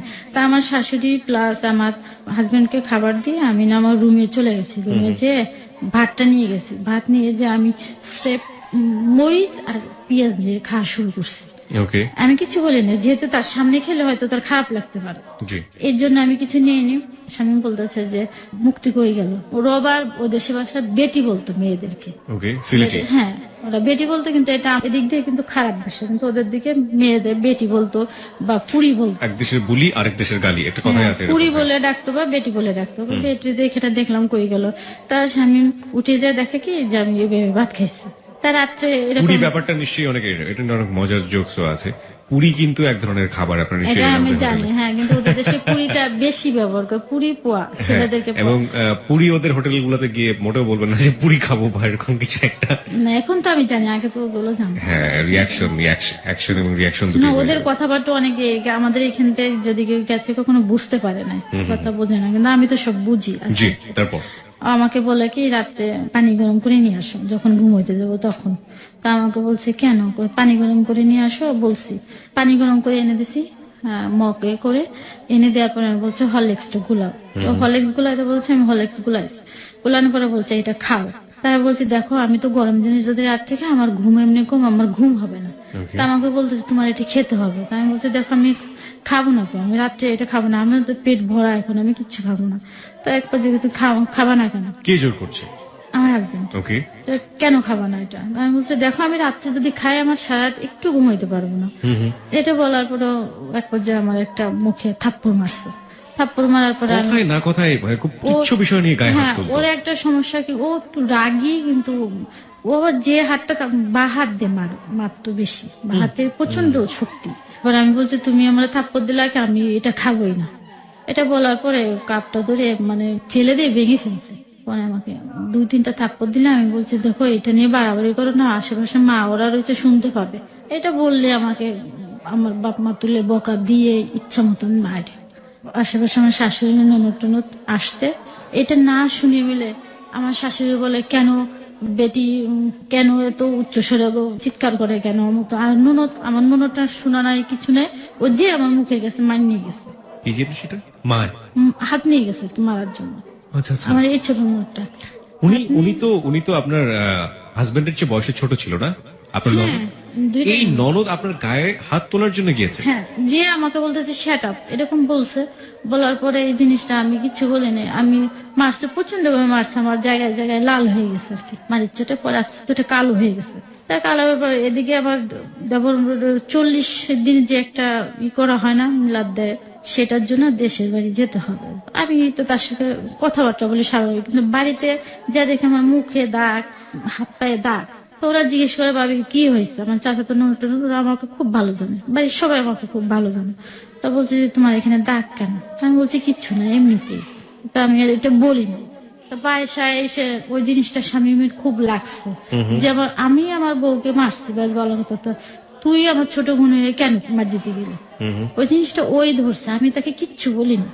তখন এটা ডেকে ওরা আমার শাশুড়িকে ডেকে বলছে আম্মা যে আমি মারছি, আফসানার তো উচিত হয়নি ওর গায়ে হাত তুলে যাওয়ার জন্য। তা আমার শাশুড়ি যে বুঝাইছে যে তোর তো আসলে জিনিসটা ভুল হয়েছে, তোর বড় বাবু তুই কেন গেছিস, তুই যে তোর বড় বাবুর কাছে ক্ষমা চা। তা বলতেছে আমি ক্ষমা চাইতে পারবো না। ও নুন দিয়েটা আসছে, আসার পর নুনের দিয়ে ডেকে নিয়ে গেছে, এই তুমি এদিকে আসো, এটা আমার হাজবেন্ড, আমি যা বলবো তাই শুনবে। এটা বললো আর কি ওর হাজবেন্ডের কথা। তো এক পর্যায়ে কি বুঝাইছে ওর হাজবেন্ড প্লাস আমার শাশুড়ি কি বুঝাইছে, ওইটা যে ও যে আমার কাছে ক্ষমা চাবে না, এটার জন্য স্বামী কাঁদছে যে আমার ছোট বোন আজ আমার কথা শুনলো না। ও চোখ দিয়ে পানি বের করে ফেলছে, কাঁদছে স্বামী। কাঁদার পরে তোমার বউ তোমাকে শিখাই দিছে কথাগুলো নাকি। আদৌ কিন্তু আমি কিছুই বলিনি তাকে। এটার জন্য পরে ও কি ভেবে বুঝানোর পরে আমার শাশুড়ি প্লাস নন্দ আমার কাছে ক্ষমা চাইছে। ক্ষমা চাওয়ার পর আমার শাশুড়ি বলছে যে ছোট মানুষ বুঝতে পারিনি, তুমি কিছু মনে করো না, তুমি ওর মাথায় হাত দিয়ে আদর করে দাও। আমি ঠিক সেটাই করলাম। করার পরে এটা নিয়ে এভাবে চলতে থাকে, কিন্তু আমার ননদ উঠতে বসতে আমাকে বিভিন্ন কথা শোনায়। আর আমার শাশুড়ি যে খাওয়ার খুঁটা দেয়, এটা সেটা করার পরে আমি চিন্তা ভাবনা করলাম যে চলে যাবো এখান থেকে। স্বামীকে শুধু বললাম যে তুমি যদি ভালো চাকরি করতে পারো তাহলে আমি চলে যাই, চাকরি করে যদি আলাদা বাসা নিতে পারো তাহলে আমি আসবো, তাছাড়া আমি আসবো না। প্রিয় শ্রোতা, আমরা একটা বিষয় এখানে লক্ষ্য করলাম যে এমন একজন বাঙালি নারীকে আমরা পাচ্ছি একবারে শাশ্বত। বেশিরভাগ সময়ে যেটা আমরা দেখে থাকি, এটা কোনো হিন্দি সিরিয়ালের গল্প না, দিস ইজ রিয়েলিটি। এবং সে শিক্ষিতই হোক কিংবা মূর্খই হোক কিংবা অশিক্ষিতই হোক, যাই বলি না কেন, এই যে বউ শাশুড়ির যে দ্বন্দ্ব, এবং সেটা এক ধরনের বলা যেতে পারে যে ননদ থেকে শুরু করে হাজবেন্ড থেকে শুরু করে সবাই একটা এক পক্ষ হয়ে এই যে মেয়েদের উপরে কি বলা যেতে পারে ঘরের বউয়ের উপরে অত্যাচার, সেটা কিন্তু মানে ব্যতিক্রমী কোনো ঘটনা না। আপনি বাংলাদেশের গড়ে 10টা পরিবার সার্চ করে দেখেন, দেখবেন আপনি মোটামুটি 8 থেকে 9টা পরিবারের একই কাহিনী আপনি খুঁজে পাবেন। যাই হোক, বরং না হওয়াটা একটু ব্যতিক্রম মনে হয়। আমরা সেরকমই একজন নারীকে আজকে পেয়েছি যিনি গৃহে বিভিন্ন ভাবে মানসিক এবং শারীরিক টর্চারের শিকার হচ্ছেন। আমরা জানি না যে শেষ পর্যন্ত আমরা কোথায় গিয়ে দাঁড়াবো। হ্যাঁ, তারপর কি হলো? তারপরে এটা বলার পরে চিন্তা ভাবনা, স্বামী বললো যে ঠিক আছে তোমাকে রেখে আসি ঢাকায়। পরে আমরা রাত্রে আসার জন্য প্রস্তুতি হয়েছি। তো হওয়ার পরে আমার শাশুড়ি দিনকে স্বামীর কাছে আমার কাছে বেশ কিছু নালিশ করলো যে বেটি এই কাজ করে না, এই কাজটুকুন করে, আবার এইটুক করে না, বেটি এই কয় বেলা খায়, এতটুকুন করে খায়, এরকম ইত্যাদি ইত্যাদি কথা বললো, যেগুলো হ্যাঁ এই কারণে বললো যেহেতু আমার ননদ আমরা একসাথে রয়েছি, আমি 2 মাসে টাকা দিতে পারছি, আমি 3.5 মাস ছিলাম আর 1.5 মাস দিতে পারিনি। এই কারণে বলছি যেহেতু টাকা দিতে পারতেছি না, তার জন্য আমাকে বললো একটা খরচ আছে না, একটা মানুষের খরচ আছে না, এই জন্য বলছে কথাটা। তাই আমি আসার সময় ওই ননদকে বলেও আসলাম যে আফসানা আমি যাচ্ছি। নন্দে বলতেছে ভাবি যদি কিছু বলে থাকে মাপটপ করে দিয়ে, কিছু মনে করেন না। তা আমি কিছু বললাম না। আমি ঢাকা এসে আমার ভাইয়ের বাসায় 2.5 মাস থাকি আর কি। তাই এই সুযোগে স্বামীর আবার একটা চাকরি হয়ে যায়। চাকরি হয়ে গেলে ও আবার এখানে ট্রেনিং দেয়, 15 দিনের জন্য ট্রেনিং এর জন্য আসে ঢাকায়। থাকার পর ওর যে ইটা দেয়, যেখানে জবটা দেয়, এটা হচ্ছে মৌলভীবাজার। তো ও ওইখানে জব করা শুরু করে, তাই এক বাসা নেয় একটা। তারপরে আমাকে বললো যে ঠিক আছে তোমাকে নিতে আসবো, আমরা বাসা নিছি। ও আমাকে যেতে বললো, আমার ভাই আমাকে গাড়িতে উঠাই দেয়, আমি চলে যাই। পরে আমাদের যে আসবে মালটাল ছিল ওটা নিয়ে আমরা একটা ট্রাকে করে মৌলভীবাজার রাত্রে চলে আসি। চলে আসার পরে এই যে মৌলভীবাজারে শুরু হয় আমাদের। তো এখানে থাকা অবস্থায় দেখা যাচ্ছে ও চাকরি করে আসে, আমার শাশুড়ি হয়তো কিছুদিন আমার এখানে থাকে, আবার ননদের বাসায় চলে যায়। আমার এই ননদের বিয়ের পর থেকে, বিয়ে হয়েছে 8 বছরের মতো, এই 8 বছরের মধ্যে আমার শাশুড়ি ওইখানেই থাকে বেশি। কারণ ওনার মেয়েকে নাকি উনি প্রচন্ড ভালোবাসে। ওনার মেয়ে নাকি কিচ্ছু বোঝে না, আমার শাশুড়ি মেয়েটা কিচ্ছু বোঝে না, নাকি একদম ছোট, এটা আমার শাশুড়ির ধারণা। কিন্তু তার একটা বাচ্চা আছে, এইভাবে যায়। কিন্তু আমার শাশুড়ি বাসায় থাকে না, স্বামী সকালে চলে যায় আর রাত্রে আসে, কোনোদিন লাঞ্চ টাইমে আসে আবার চলে যায়। এবার রাত্রে আমি প্রায় 10টা থাকি, কিন্তু বাড়িওয়ালারা খুব ভালো, আমাকে খুব ভালো জানে। তাই এই সময় যেতে যেতে যেতে একসময় আমি কনসেপ্ট করি আর কি। বিয়ের কত মাস পর? এটা হচ্ছে বা কত বছর পর? 2.5 বছর তো হবে। বিয়ের 2.5 বছর পরে 2010-এ। ওকে, বিয়ের 2.5 বছর পরে আপনি কনসেপ্ট করলেন। হ্যাঁ, কনসেপ্ট করার পরে এটা স্বামী প্রথম দিকে এটা মেনে নিতে পারেনি। এটা বললো কি যে তুমি একটা কি বিপদে ফেলতেছো আমাকে। তাই আমি বলছি কি কেমন কি বিপদে, সব বাবারা খুশি হয়, তুমি এখানে এরকম কথাটা আমাকে কেন বলছো। তো এক পর্যায়ে আস্তে আস্তে কিন্তু এটা মেনে নেয়, ও খুব খুশি যেহেতু বাচ্চা। দেখতে আমার পরীক্ষার জন্য প্রস্তুতিও নিতে হবে, ফাইনাল পরীক্ষা শুরু হয়ে যাবে। কি পরীক্ষা ওটা? আমি মাস্টার্স ফাইনাল দিব তখন। ওকে। এভাবে যেতে থাকে, তা আমি ঢাকায় আসি যাই, একাই আসি যাই, আমাকে গাড়িতে তুলে দেয়, আসি আবার যাই রেজিস্ট্রেশন করার জন্য, ফর্ম ফিল আপ করার জন্য বারবার আসতে হয়, যেতে হয় আমাকে। ওই অবস্থায় আমার দেখা যাচ্ছে আমি সারাদিন কিছু খেতাম না, ওই অবস্থায় খেতে পারতাম না।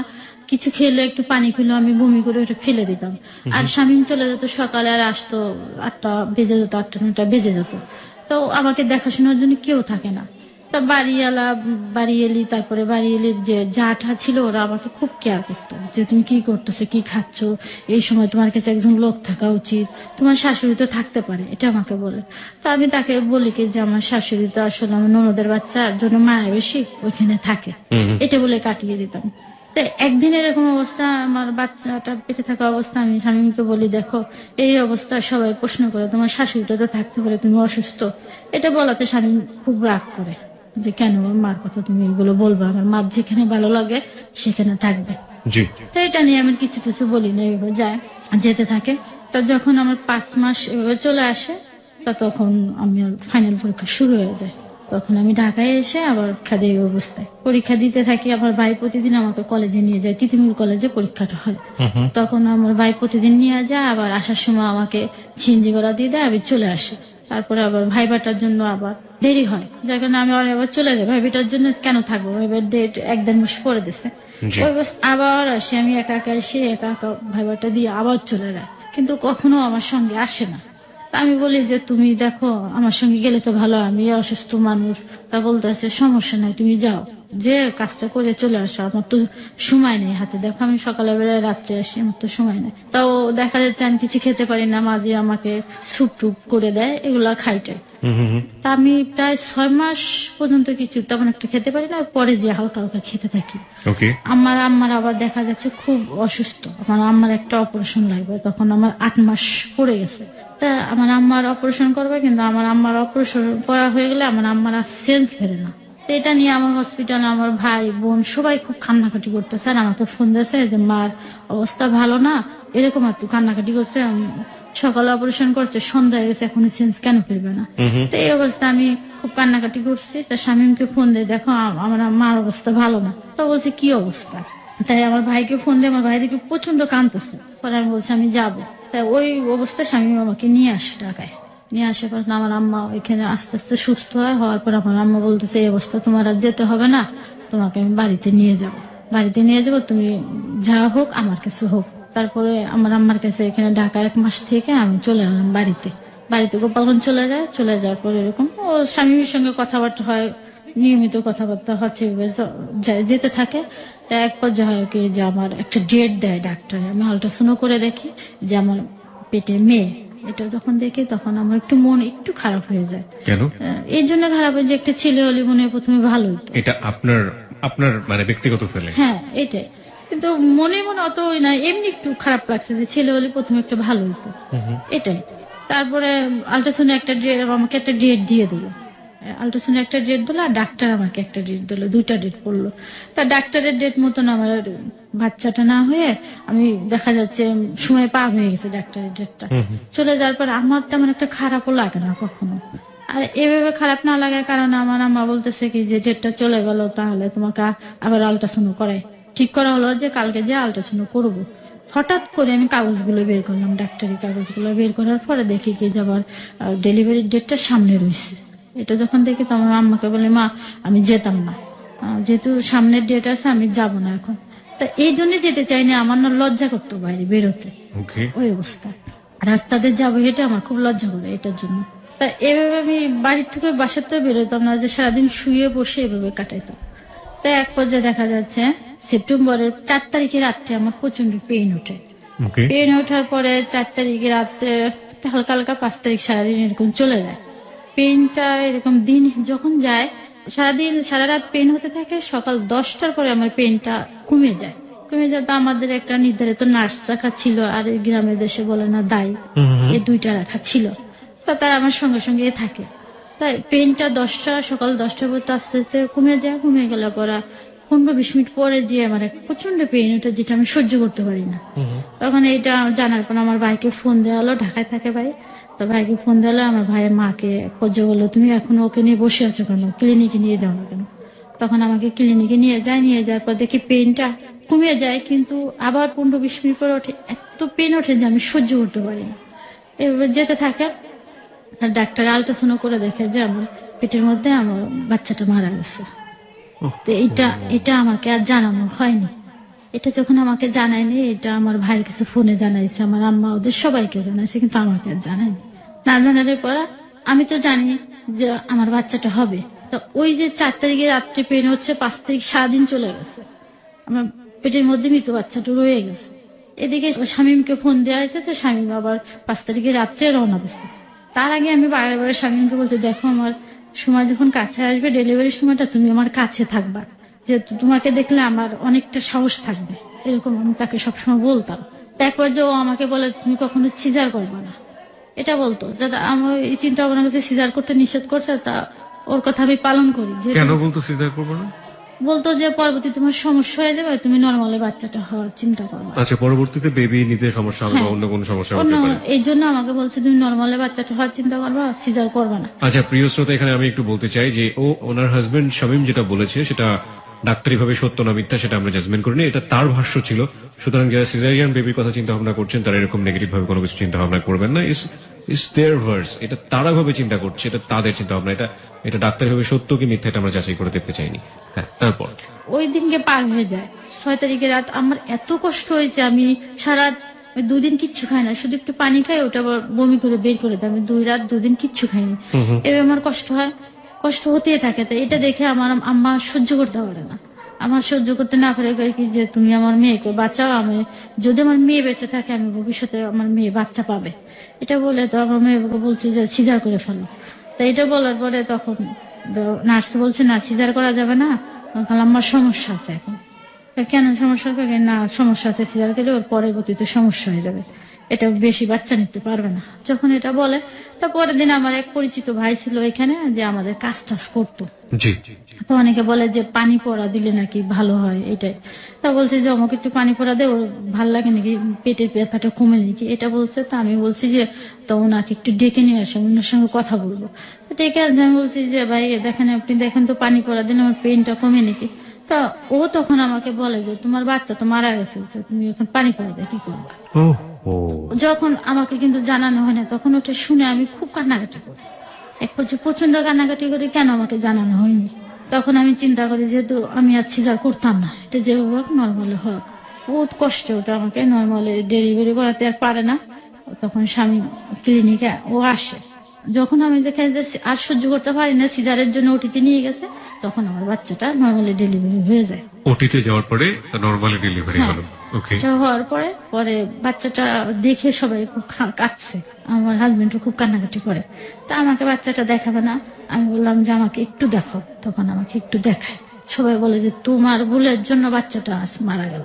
আপনাকে ব্লেম করা হলো। পারিবারিক ভাবে যতগুলো ভুল হচ্ছে সবগুলোর জন্য আপনাকেই ব্লেম করা হচ্ছে। এটাই। আপনার ভুলটা কি বলতো না এই বাচ্চাটার জন্য? যে আমাকে বলছে যে তুমি সিজার করলে তো বাচ্চাটা পাইতো। তা আমি বলছি যে সিজার আর আগে যে সিজার করবো, আমার যেহেতু কোন রকম খারাপ লাগেনি কখনো, এই জন্য আমি বুঝতে পারিনি। আর আমার এই ধারণাটা কম ছিল। তা আমার আম্মা শুধু বলে তোমার ওদিনকে আল্ট্রাসাউন্ড করতে নিয়ে যেতে চাইছি, তুমি কেন গেলে না। তা আমি বড় চিন্তা করে দেখলাম আসলে এটা আমারও তো ভুল। আমি যদি আল্ট্রাসাউন্ড করে দেখতাম আমার বাচ্চাটা কি পজিশনে আছে, তাহলে তো আমি করতে পারতাম যাই হোক একটা। তখন বলে যে বাচ্চাটা যেরকম হয়েছে এটা আসলে এরকম বাচ্চা আমরা কখনো দেখি নাই, খুবই সুন্দর হয়েছে নাকি বলে। বেবিটাকে কি করা হয়? বেবিটাকে দাফন করানো হয়। তখন পারিবারিক ভাবে আপনারা দাফন করেন? ওকে। আমার ছোট ভাই আর আরেকটা ভাই ছিল, এরা দুজন দাফন করে।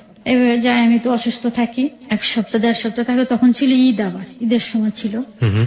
আমি তো মনে করছি যে আমার কোনো সমস্যা নেই, কিন্তু ওই যে আমার বাচ্চাটা হওয়ার জন্য ওরা আমাকে অনেক করছে আর কি। আমার পরে এক ধরনের ইন্টারনাল যে কাজগুলো করে ওটা করছে, করার পর আমার অনেক সমস্যা হয়েছে পেটের ভিতর। এটা তো বুঝতে পারিনি কখনো।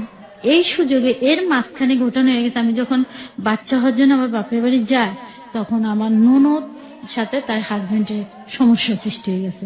আমার শাশুড়ি কিন্তু কখনো আমার কাছে থাকেনি আমার বাচ্চা হওয়ার সময়। আমি যখন বাচ্চা হতে আমাদের বাড়ি চলে আসছি, তখন যেহেতু স্বামী একা একা থাকে, রান্না বান্না কে করে দেবে, আমার শাশুড়ি বাসায় থাকতো।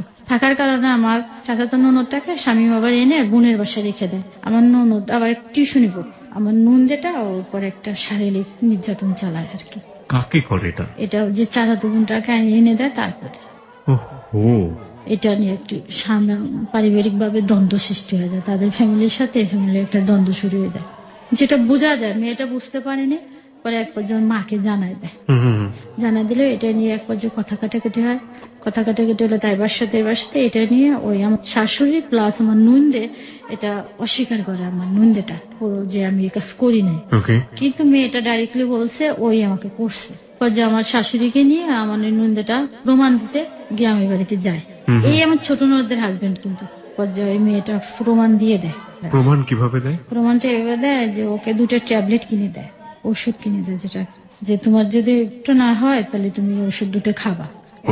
তো ওষুধটা মেয়েটা রেখে দেওয়ার পর এটা প্রমাণ হয়। তখন তো এটা তো জানি না আমি, আমাকে জানানো হয়নি। এরা বলছে যে আমার শাশুড়ি প্লাস আমার ননদ বলছে এটা যেন বেটি না জানতে পারে, আমাকে বলছে না জানাইতে, স্বামীকে বলছে তুমি ও যেন জানতে না পারে। পরে স্বামী একদিন আমি হঠাৎ কথা বলতেছি ফোনে, তোর মনটা খুব খারাপ, আমি বুঝতে পারি ও যদি কখনো কিছু হয় আমি কেন যেন বুঝতে পেরে যাই। তো হঠাৎ ওর কনফিউশনে বলছে তোমার কি হয়েছে, না বলছে কিচ্ছু হয়নি আমার। আচ্ছা দেখো আমি অসুস্থ মানুষ, তুমি আমার কাছে মিথ্যা কথা বলো না, তোমার কি হয়েছে বলো। তারপরে আমাকে ঘটনাটা বলে, এই ঘটনা। তো এই কারণে আমার ননদটা চলে আসে ওখান থেকে, স্বামীর সাথে একটা জ্ঞান জমে সিলেট থেকে মৌলভীবাজার চলে আসে। এরকম 1-2 মাস থাকে। তা আমি আবার আমার যখন 40 দিন 45 দিন হয়ে যায়, আমি আমার বাপের বাড়িতে চলে আসি। আমি দেখি আমার ননদ টনদ বাসায় এই অবস্থা। তো আমি এই বিষয়টা জানি, কিন্তু ওরা জানে যে আমি সম্ভবত জানি না জিনিসটা। আমিও কখনো তাদের জিজ্ঞাসা করি না, দরকার নেই আমার জিজ্ঞেস করা। পরে এটা ওদের পারিবারিক ভাবে একটা আলোচনার মাধ্যমে মিউচুয়াল করানো হয়, তাদের গার্জিয়ান প্লাস এদের গার্জিয়ান এনে এটা মিশাই দেয়। আমার ননদ আবার 2-3 মাস পর বাসায় চলে যায়। বাসায় চলে যায়, কিন্তু এটা নিয়ে ওদের দুজনের মধ্যে দ্বন্দ্ব সৃষ্টি হয়ে যায়। আস্তে আস্তে দেখা যায় 2 মাস পর দ্বন্দ্ব সৃষ্টি হয়ে যায়, আর এক পর্যায়ে আমার ননদ আবারও চলে আসে। পরে চিন্তা ভাবনা করে যে ক্ষমা টমা চায়। দেখেন আমার ননদের পাটা ধরে ঝুলে থাকে যে তুমি আমাকে মাফ করে দাও, এরকম ভুল আর করবো না। শামীম প্লাস আমার শাশুড়ি ওরা চিন্তা ভাবনা করলো তাহলে একসাথে বাসা নিয়ে, আবার হ্যাঁ একসঙ্গে বাসা নিলে জিনিসটা ঠিক হয়ে যাবে। আর সিলেট থেকে ওরা মৌলভীবাজার চলে আসবে। তখন একসঙ্গে বাসা নিয়ে চিন্তা ভাবনা করলে পরে তো আমি রাজি না। এখানে আমি রাজি না বলে স্বামী এক পর্যায়ে আমাকে প্রচুর ভাবে বুঝাইতে থাকে, তাই বলে দেখো একসঙ্গে বাসা নিও না, এতে কিন্তু আস্তে আস্তে সম্পর্কটা নষ্ট হয়ে যায়। দূরে থাকলে তারা আসলো, আমরা গেলাম, এটা সম্পর্ক ভালো থাকবে। তো আমার কথা শুনে না শুনলে পরে একসঙ্গে বাসা নেই। তা যে বয়সে আমি 1.5 বছর থাকি, 1.5 বছর থাকি, বাড়িওয়ালাদের সাথে আমার একটা খুবই ভালো সম্পর্ক। 5 রুমের একটা বাসা নিয়ে দোতলায়। তো ওইখানে থাকি, থাকতে থাকতে এক পর্যায়ে দেখো মাঝে মাঝে আমার ননদ প্লাস ননদের সঙ্গে ওদের দ্বন্দ্ব হয়, গ্যাঞ্জাম হয়, ঝগড়া হয়। ওই একটা বিষয়কে কেন্দ্র করে ঝগড়া কেন্দ্র হতো। করে দেখা যাচ্ছে ননদের মনের মধ্যে একটা ফাঁকা, যে আমার হাজবেন্ড এরকম করলো, এনে গ্যাঞ্জাম ট্যাঞ্জাম হইলে পরে দেখে আমি আর শামীম টিভি দেখতেছি, আমার শাশুড়ি আস্তে শামীমকে ডেকে নিয়ে চলে যায়, যে বেটা বেটা বলে ডাকতো, বেটা আয় দেখে কি হচ্ছে দেখ। ডেকে নিয়ে আমি ওইখানে যেহেতু রয়েছে আমাকে কখনো ডাকতো না, আমি যেতাম না, যে অন্যের ঝগড়াটা শুনে আমার দরকার নেই। তো স্বামী ওইটা শুনে টুনে এসে বিচার সালিশি করে এসে ঘরের মধ্যে এসে আমার সাথে লাগাই দিত, যে পাশে মানুষ মরে গেলেও তোমার কিছু দেখার জন্য তুমি এখানে তুমি টিভি দেখতেছো, বা আমি বই পড়তাম তুমি কেন এখানে বই পড়তেছো, এরকম কথাবার্তা বলার পরে এক পর্যায়ে করছে আমি বলছি দেখো তুমি আরেকজনের ঝগড়াটা শুধু শুধু ঘরের মধ্যে আনতেছো কেন, তুমি শুধু শুধু নিজের সংসারে অশান্তি করবানি। এক পর্যায়ে এই নিয়ে কথা কাটা করে আমার মারতো।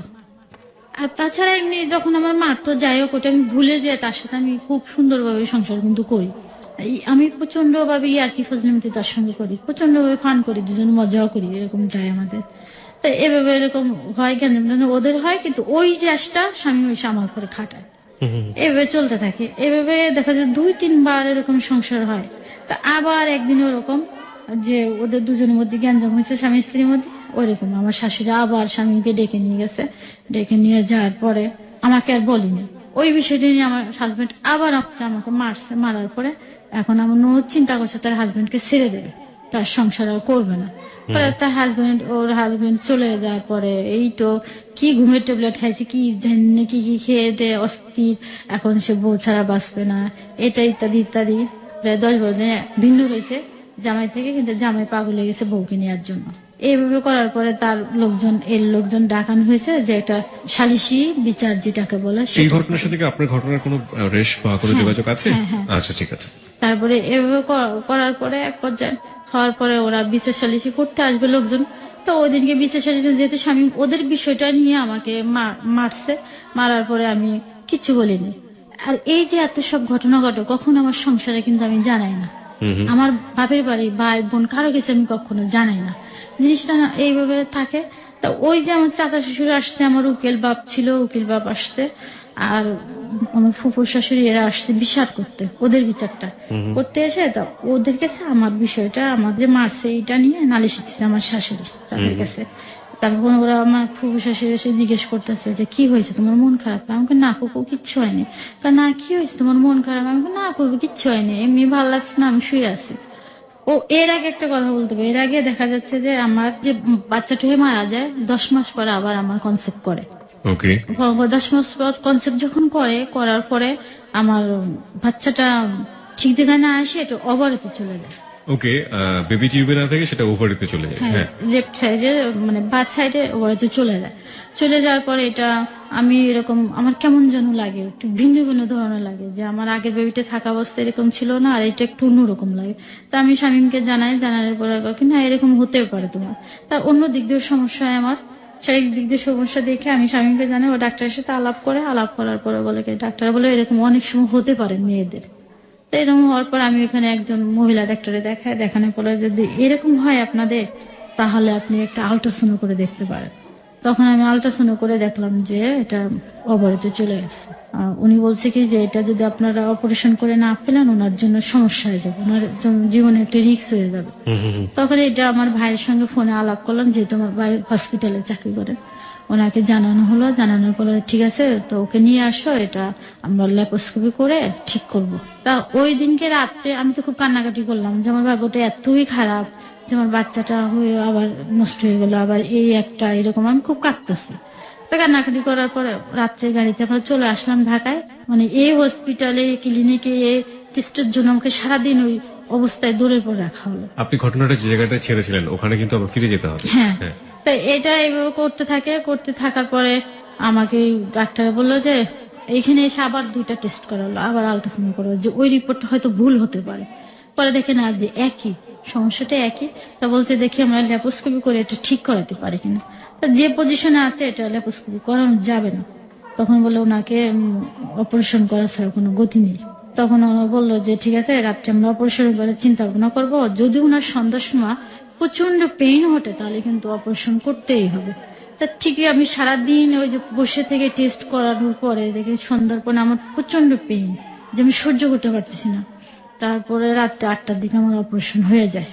অপারেশন হয়ে যাওয়ার পরে আমার বাঁ সাইডের টিউব একটা ফেলে দেওয়া হয়। একটা টিউব ফেলে দেওয়া হলো? হ্যাঁ, একটা টিউব ফেলে দেওয়ার পরে তারা ডাক্তারের তত্ত্বাবধানে থাকি কয়েক মাস পর পর, 1 মাস পর পর না ডাক্তার দেখাতে হয় আমাকে। তো এইভাবে আমি 15 দিন থাকি। আর এর আগে আমি অনেক আগে কলেজের চাকরির জন্য ভাইবা দিয়ে আসছি। তা যেদিন অপারেশন করাবো 4 তারিখে সেপ্টেম্বরের 4 তারিখে 2011 সাল ছিল এটা। তখন ওই দিনকে আমার ফোন আসছে আমার চাকরিটা হয়ে গেছে, কলেজের চাকরিটা হয়ে গেছে। তখন ও স্বামী ফোন দিয়ে তাদেরকে জানায় দেখেন উনি তো একটু অসুস্থ, হসপিটালে আছে, ওনার একটা অপারেশন হয়েছে, ওনাকে একটু সময় দেন, সামনে মাসে যে উনি জয়েন করবে। তো ওরা কথাটা মেনে নিল আর কি। তারপরে আমার তো অপারেশন হয়ে যায়, তাই একদিন চাকরির জন্য বারবার ওরা ফোন দেয় ওইখান থেকে, কলেজ থেকে। তা আমাকে 15 দিন পর আমাকে ঢাকা থেকে নিয়ে যাওয়া হয়, স্বামী এসে আবার নিয়ে যায়। ওই আমাকে ডাক্তার বললে 3 মাস রেস্টে থাকতে, আমি কিন্তু কোনো রেস্টে নেই। ওদিনকে যে আমি রাত্রি থেকে রান্না শুরু করি ওই অসুস্থ শরীরে। এভাবে যেতে থাকে। তাই একসঙ্গে যেহেতু আমাদের বাসা, আমার শাশুড়ি করতো কি দেখে যে বউটা কিছু করতে পারে না অসুস্থ শরীরে, আমার শাশুড়ি আমার সংসারে একটা কাজও কখনো করতো না। আর আমার শাশুড়ি সব খুঁটিনাটি সব কাজ আমার ওদের সংসারে করে দিত, সব এভরিথিং। সকালে ঘুম থেকে উঠে তার রান্নার থেকে করে তার পোশাক আশাক সব, তার বাচ্চা লালন পালন খায়, আমার নুনদের পোশাক আশাক পর্যন্ত সে পরিষ্কার করে দিত আমার শাশুড়ি। তো আমার সংসারে একটা কাজ করতো না। তো এইভাবে আমি একদিন স্বামীকে বললাম দেখো আমি অসুস্থ শরীরে এরকম কাজ করি, আমি তাকে এভাবে বলিও নেই। তা বলছে আস্তে আস্তে করো কাজগুলো। তো এভাবে যখন আমার ওই যে সে আগের জায়গাটা যেতে হবে, তাদের হাজবেন্ডের মধ্যে এরকম গ্যাঞ্জাম ছাড়াছাড়ি হয়ে যাবে। তো 2 পক্ষের লোকজন আসিয়া যখন এই জিনিসটা মীমাংসার জন্য বসলো, তখন আমাদের যে আগে রাত্রে মারলো স্বামী, তাদের বিষয়টা নিয়ে এটা তখন তারা জানলে পরে আমার চাচা শ্বশুর এসে জিজ্ঞেস করলো যে বউ তোমার কি হয়েছে। না চাচা যান কিচ্ছু নেই। সালাম টালাম দেওয়ার পরে তারা আসলে আমি চাটা করে দিলাম। চা করে দেওয়ার পরে উকিল বাপটাপ সব জিজ্ঞেস করলো। এক পর্যায়ে করলো যে তোমাদের একটা বিচার করতে এসে আমাদের আরেকটা বিচারের কথা শুনতে হচ্ছে। আমি কে দিচ্ছে আপনাদের কানে এগুলা, আমি তো আপনাদের কিচ্ছু বলিনি। ও করতো কি একটা রাগ করে আমার মায়ের কখনো রুমে থাকতো না, আমার শাশুড়ি রুমে যে ঘুমাইতো সবসময়ের জন্য। আমার শাশুড়ি রুমে যে 3 দিন ঘুমায়। তারপর শাশুড়ি বলছে যে তুমি এক জায়গায় ছেলেটা এক জায়গায় কেমন দেখায়, তুমি তোমার জামাইকে নিয়ে আসো। একটা সমস্যা কি ছিল যে আমার হাজবেন্ড হাজার অন্যায় করবে কখনো স্বীকার করে না যে আমি অন্যায়টা করছি। বলে কি আমি যেটা করছি সেটাই রাইট। তারপরও যে সে আলাদা ঘুমোচ্ছে তার পায়ে ধরে আমাকে আনতে হবে, ওদের রেওয়াজ হলো এটা। আমার শাশুড়ি বলতো কি যে বেটা মানুষ হাজার অন্যায় করবে, তুমি তার পায়ে ধরে নিয়ে আসবে ঘরে। তারপর আমার ফুফো শাশুড়ি এসে বললো যে যাও তুমি বেটাকে নিয়ে আসো, যেহেতু ওই রুমে কেমন লাগে। আমি বলছি যায় কেন সেই রুমে, বাসা কি আমার নেই, বাসা তার, সে বাসা ভাড়া দেয়, কেন ওই রুমে থাকে। পরে আমি যখন আমি বলছি যে রুমে আসো, তা বলছে আমি রুমে যেতাম না। তখন আমি মাথার নিচের থেকে বালিশটা নিয়ে আসছি, নিয়ে আসার পর ওকে কি ডিস্টার্ব করো না, আমার ভালো লাগে না, আমার এখানেই শান্তি আছে। তখন ও গেঞ্জি পরা ছিল, আমি গেঞ্জিটা ধরে টানতে নিয়ে চলে আসছি। এই অবস্থা বাসায় নিয়ে আসার পর আমাদের আবার ঠিক হয়ে গেছে, আমরা আবার স্বাভাবিক সংসার করি। কিন্তু কথা হয়েছে একটা, তুমি আলাদা বাসা নেবা না ওরা আলাদা বাসা নেবে, দুইটার একটা, না হলে সময় আমি থাকতে পারবো না। আমি একটা জিনিস যেটা বুঝছি আপনার কথা শুনে, একটা শাশ্বত আবহমান বাংলার বধূ যেটাকে বলে, পারিবারিক সমস্যায় জর্জরিত, এবং এই সমস্যাগুলোকে আসলে খুব বড় আকারে সমস্যা বলবেন নাকি খুব ছোট আকারে সমস্যা বলবেন এটা আপনাদের ব্যক্তিগত ব্যাপার। তবে এই সমস্যাগুলো প্রত্যেকটা মেয়েই কম বেশি ফেস করে এই ফ্যামিলিগুলোতে। এবং শাশুড়ির সাথে যে একটা মনোমালিন্য, ননদের সাথে একটা মনোমালিন্য, হাজবেন্ড সেখানে কতটা সক্রিয় ভূমিকা পালন করছে, ওয়াইফকে কতটা সাপোর্ট করছে, সেখানে একটা মনোকষ্ট, সবকিছু মিলিয়ে একটা গ্রাফ আজকে এখানে পরিষ্কার হচ্ছে। 1, 2 নম্বর হচ্ছে আড়ালে কিন্তু প্রকৃতি অনেক বড় একটা ক্ষতি করে দিচ্ছে। আপনারা ঠিক বুঝতে পারছেন কিনা জানি না। সেটা হচ্ছে একবার তার সন্তান হওয়ার কথা, সে মৃত সন্তান প্রসব করলো। দ্বিতীয়বার সন্তান আসলো পেটে, কিন্তু সন্তান যেখানে থাকার কথা সেখানে না থেকে সেটা থাকলো অন্য একটা জায়গাতে। ডাক্তারের ভাষাতে এটাকে খুব সুন্দর করে বোঝানো সম্ভব। আমরা অ্যাজ এ হোল বলতে পারি যে জায়গাটায় বেবিটা থাকার কথা ছিল সেই জায়গাটা বেবিটা ছিল না, ছিল অন্য একটা জায়গায় শরীরের মধ্যে, এবং যে কারণে তার একটা টিউবকে ফেলে দিতে হলো, যেটা তার জন্য একটা মারাত্মক রিস্ক হয়ে গেল পরবর্তীতে বেবি নেওয়ার ক্ষেত্রে। এরকম একটা সময়ের মধ্যে দিয়ে আমরা যাচ্ছি, এবং যেখানে একটা জিনিস আমরা দেখতে পেরেছি যে কোনো কিছু দুর্ঘটনা ঘটলে ঘুরে ফিরে এই ভদ্রমহিলা অর্থাৎ মুক্তি তার কাছে এসে তাকেই দোষ দেওয়া হচ্ছে যে তোমার কারণে এটা হয়েছে, তোমার কারণে এটা হয়েছে। এবং ইনি ওই যে আবার বললাম গ্রাম বাংলার একেবারে আবহমান কালের যে শাশ্বত বাংলার বধূ, সে সবকিছুই মুখ বন্ধ করে চুপ করে সহ্য করছে, না বলছে তার হাজবেন্ডকে, না বলছে তার বাপের বাড়ির কাউকে। এবং এটা শেষ পর্যন্ত কোথায় যায় এটাই এখন দেখার বিষয়। তারপর কি হলো একটু জানতে চাই। তারপরে আমার ননদরা আলাদা বাসা নিল, আমরা আলাদা বাসা নিলাম, এভাবে থাকে। গত বছর রমজানের ল্যাপ্রোস্কোপি করার জন্য ছেলেটা এক ডাক্তার, মহিলা গাইনি ডাক্তারের সাথে আলাপ করলো। তো প্রথম রমজান আমাকে নিয়ে যাবে আলাপ করার দিন। ওদিনই আমার কলেজ থেকে নিয়ে যায়। কলেজে তো আমি বোরকা পরে কখনো যাইনি, এভাবেই যাই যেভাবে আছি এখন। তো ও তখন আমাকে বললো কি যে চলো আমার আরেক ননদের বাড়িতে, সিলেট, ওদের বাড়িতে ওইখানে সিলেট। তো ওখানে যেতে বলে আমি বলছি দেখো ওদের বাসাতে আমি বোরকা পরা ছাড়া কখনো যাইনি, গেলে ওরা সমালোচনা করবো, আমি এই অবস্থা যাবো না। তো এক পর্যায়ে কেন যাবো না তুমি? তা বলছে এই অবস্থা যা ঠিক হবে না। তারা বলছে কি ঠিক আছে তুমি না যা আমি যাবো, তোমাকে আমি গাড়িতে তুলে দিই।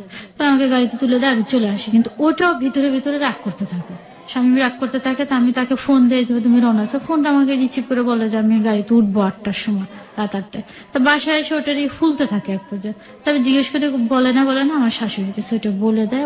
এক পর্যায়ে কথা কাটাকাটি হওয়ার পরে ওদিনকে আমার মারধর করার পরে আমি এক পর্যায়ে করে কি ঘর থেকে বের করে দেয়। তারপরে থেকে কিছু হলে আমাকে বলে ঘর থেকে বেরিয়ে যা, আমি তোর সাথে আমার বনিবনা হতো না, তোকে নিয়ে আমি থাকতাম না, তোর সাথে আমি ফুসাইতো না, তুই চলে যা। এই সময়টা থেকে আপনি কলেজে টিচার ছিলেন? তখন আমি নিয়োগ করছি তখন কলেজে। আমি অপারেশনের 15 দিন পরে যে আমি জয়েন করছি। আপনি তখন জব করছেন? হ্যাঁ, জব করি, এবং যে স্যালারিটা দেয় তাকে আমি ধরে দিয়ে দিই। এভাবে চলতে থাকলে পরে যে বাড়িতে পরে বাসা নিলাম, বাড়িওয়ালারই আর একটা রুম, বাড়িওয়ালা বললো আমাদের এই রুমে থাকো, কিন্তু গ্যাস ছিল না বাসায়, সিলিন্ডার ইউজ করতো। তো যার কারণে আমরা সেই প্রথম যে বাসাতে ছিলাম মৌলভীবাজারে, সেই বাসা আবারও ভাড়া নিলাম। দেখা যাচ্ছে আমাদের সংসারে ভালোই চলে, আমি খুব তার সাথে ফান করি, মজা করি। দেখা যাচ্ছে আমি যদি ওকে বলি যে তুমি আমাকে একটু কোলে নাও, ও কোলে নিয়ে আমার এই রুম থেকে ওই রুমে যায়। মাঝে মাঝে নিজেই বলে চলো আমরা সন্ধ্যার পর ঘুরতে বেরোয়। দেখা আমরা কোনো এক রেস্টুরেন্টে হয়তো চাইনিজ খেয়ে আসলাম বা মুগলাই টুগলা এগুলো খেয়ে চলে আসলাম, বা ওখানে মেলা হলে আমাকে নিয়ে যেত যেটা সেটা কিনে দেওয়ার জন্য, যেটা স্বাভাবিকভাবে মানে চলতে থাকে আমাদের। আমার মতে এত ঝামেলার মধ্যে আমি মনে করি যে আমার হাজবেন্ড আমার কাছে ভালো। আমি ল্যাপ্রোস্কোপি করার সিদ্ধান্ত নিই।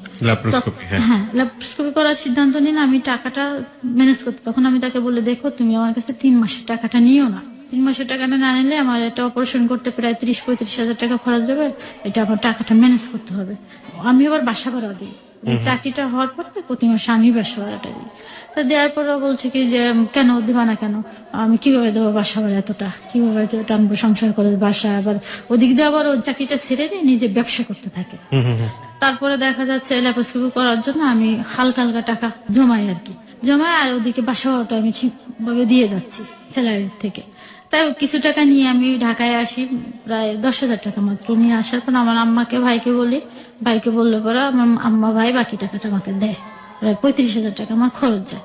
তো এখন আমি ল্যাপ্রোস্কোপি করাবো, আমাকে কিন্তু তুলে দেয় আমার বড় আপা আনতে যায়। ও অপারেশনের সময় আসবে না, যখন আসবে না তো আমি বললাম তুমি আমার স্বামী, তুমি আসবে না, ডাক্তারটা বারে তোমাকে খোঁজে, মহিলা যে ডাক্তার উনি ওকে বারে বারে খোঁজে, জি।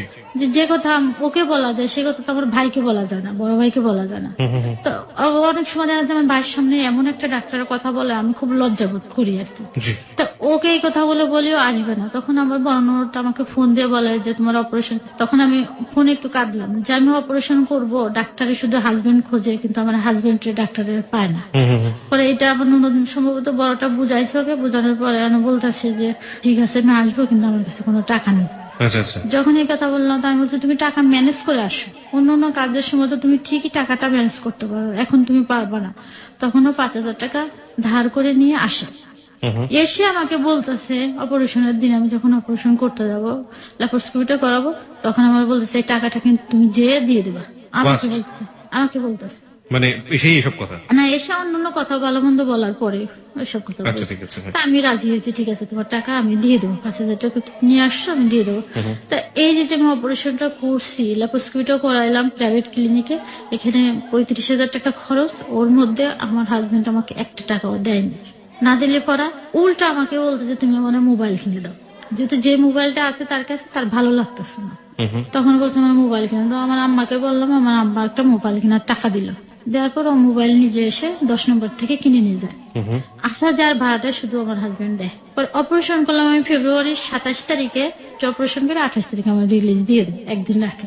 1 তারিখে চলে আসে, মৌলভীবাজার চলে যায়, 1 তারিখে চলে যায়, 2 তারিখে যে আমি আবার কলেজে জয়েন করি। যে আমার পেটে কিন্তু পুরো ব্যান্ডেজ করা, ওই অবস্থায় কলেজে যাই।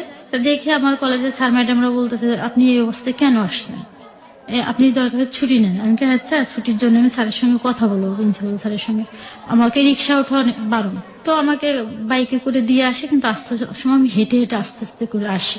তো আমি বললাম তুমি আমাকে একটু নিয়ে যাও, আমার খুব কষ্ট হচ্ছে। তা বলছে তুমি হেঁটে হেঁটে আসো। তা আমি হেঁটে হেঁটে বাসায় চলে আসি, যেখানে 10 মিনিটের রাস্তা আমি প্রায় আধা ঘন্টা এরকম লেগছে আমার হাঁটতে আর কি। ও তো কাজে বেরোয় চলে গেছে, রাত্রে রান্না কি করবে। 3 দিন আবার আমার শাশুড়ি রান্না করছিল। আমার শাশুড়ি কিন্তু কখনো সংসারে কাজ করে না, ওনার ব্যক্তিগত কাজ ছাড়া। তারপরে আমি রাত্রে কি রান্না করবে, দেখা যাচ্ছে আমি রাত্রের জন্য ফ্রিজের থেকে মাংস বের করতে গেছি। বের করতে গেছি ওই জিনিসটা, মাংসটা আমি ফ্রিজে যে পাইনি। যখন পাইনি তা আমি এবার জিজ্ঞেস করলাম, আমার শাশুড়ি নামাজ পড়তে আছে, আমি বললাম যে মা মাংসটা কোথায়। তা বলছে তুমি যার পরের দিন আমি রান্না করে খেয়ে ফেলছি। তা আমি বলার মধ্যে বললাম যে আমি না 1.5 কেজি মাংস রান্না করে রেখে গেলাম, যেহেতু আমি একদিন আসি মাঝখানে। তো এই কথা বলার পর আমি ভালো মন্দ কিচ্ছু বলি না, আমার শাশুড়ি আমার বেশ কয়েকটা কথা শোনাইলো। শোনানোর পরে আমি বসে আছি। তা রাত্রে স্বামী আসার পরে স্বামী বলতে আছে তোমার মন খারাপ কেন। আমি বলছি আমার কিছু হয়নি। তারপরে কি যে না তোমার মনে এরকম, আমি কলেজের গল্পগুলো করতেছি যে কলেজে আজকে এরকম হলো, প্রতিদিনই গল্প করতাম কলেজেরটা এসে। তা আমার শাশুড়ি এসে কান্না করে এটা নালিশ করে দিছে। যখন বলে দেয় পর স্বামী মানে কিছু না শুনি না যাচাই করে আমাকে বেশ কয়েকটা কথা বললো, বেশি কথা বললো, ঘর থেকে বেরিয়ে চলে যায়। রাত্রে এসে আমার শাশুড়ি আর স্বামী একা একা ভাত খেয়ে ফেললো। আমি কিন্তু অসুস্থ শরীর, অপারেশন করা, আমার টাইম মতন ওষুধ খেতে হয়, আমি খাইনি। তখন আমাকে বললো না, আমি ওইটা মনে মনে খুব ধরে রাখছি যে কেন সে আমাকে ছাড়া কখনো ভাত খায় না, আজকে ভাত খেলাম আমি আজকে ভাত খাবো না, এরকম একটা চিন্তা ভাবনা নিছি। তো এইখানে হয় কি ওই দিনকে রাত্রে আমাকে খুব মারে আর কি।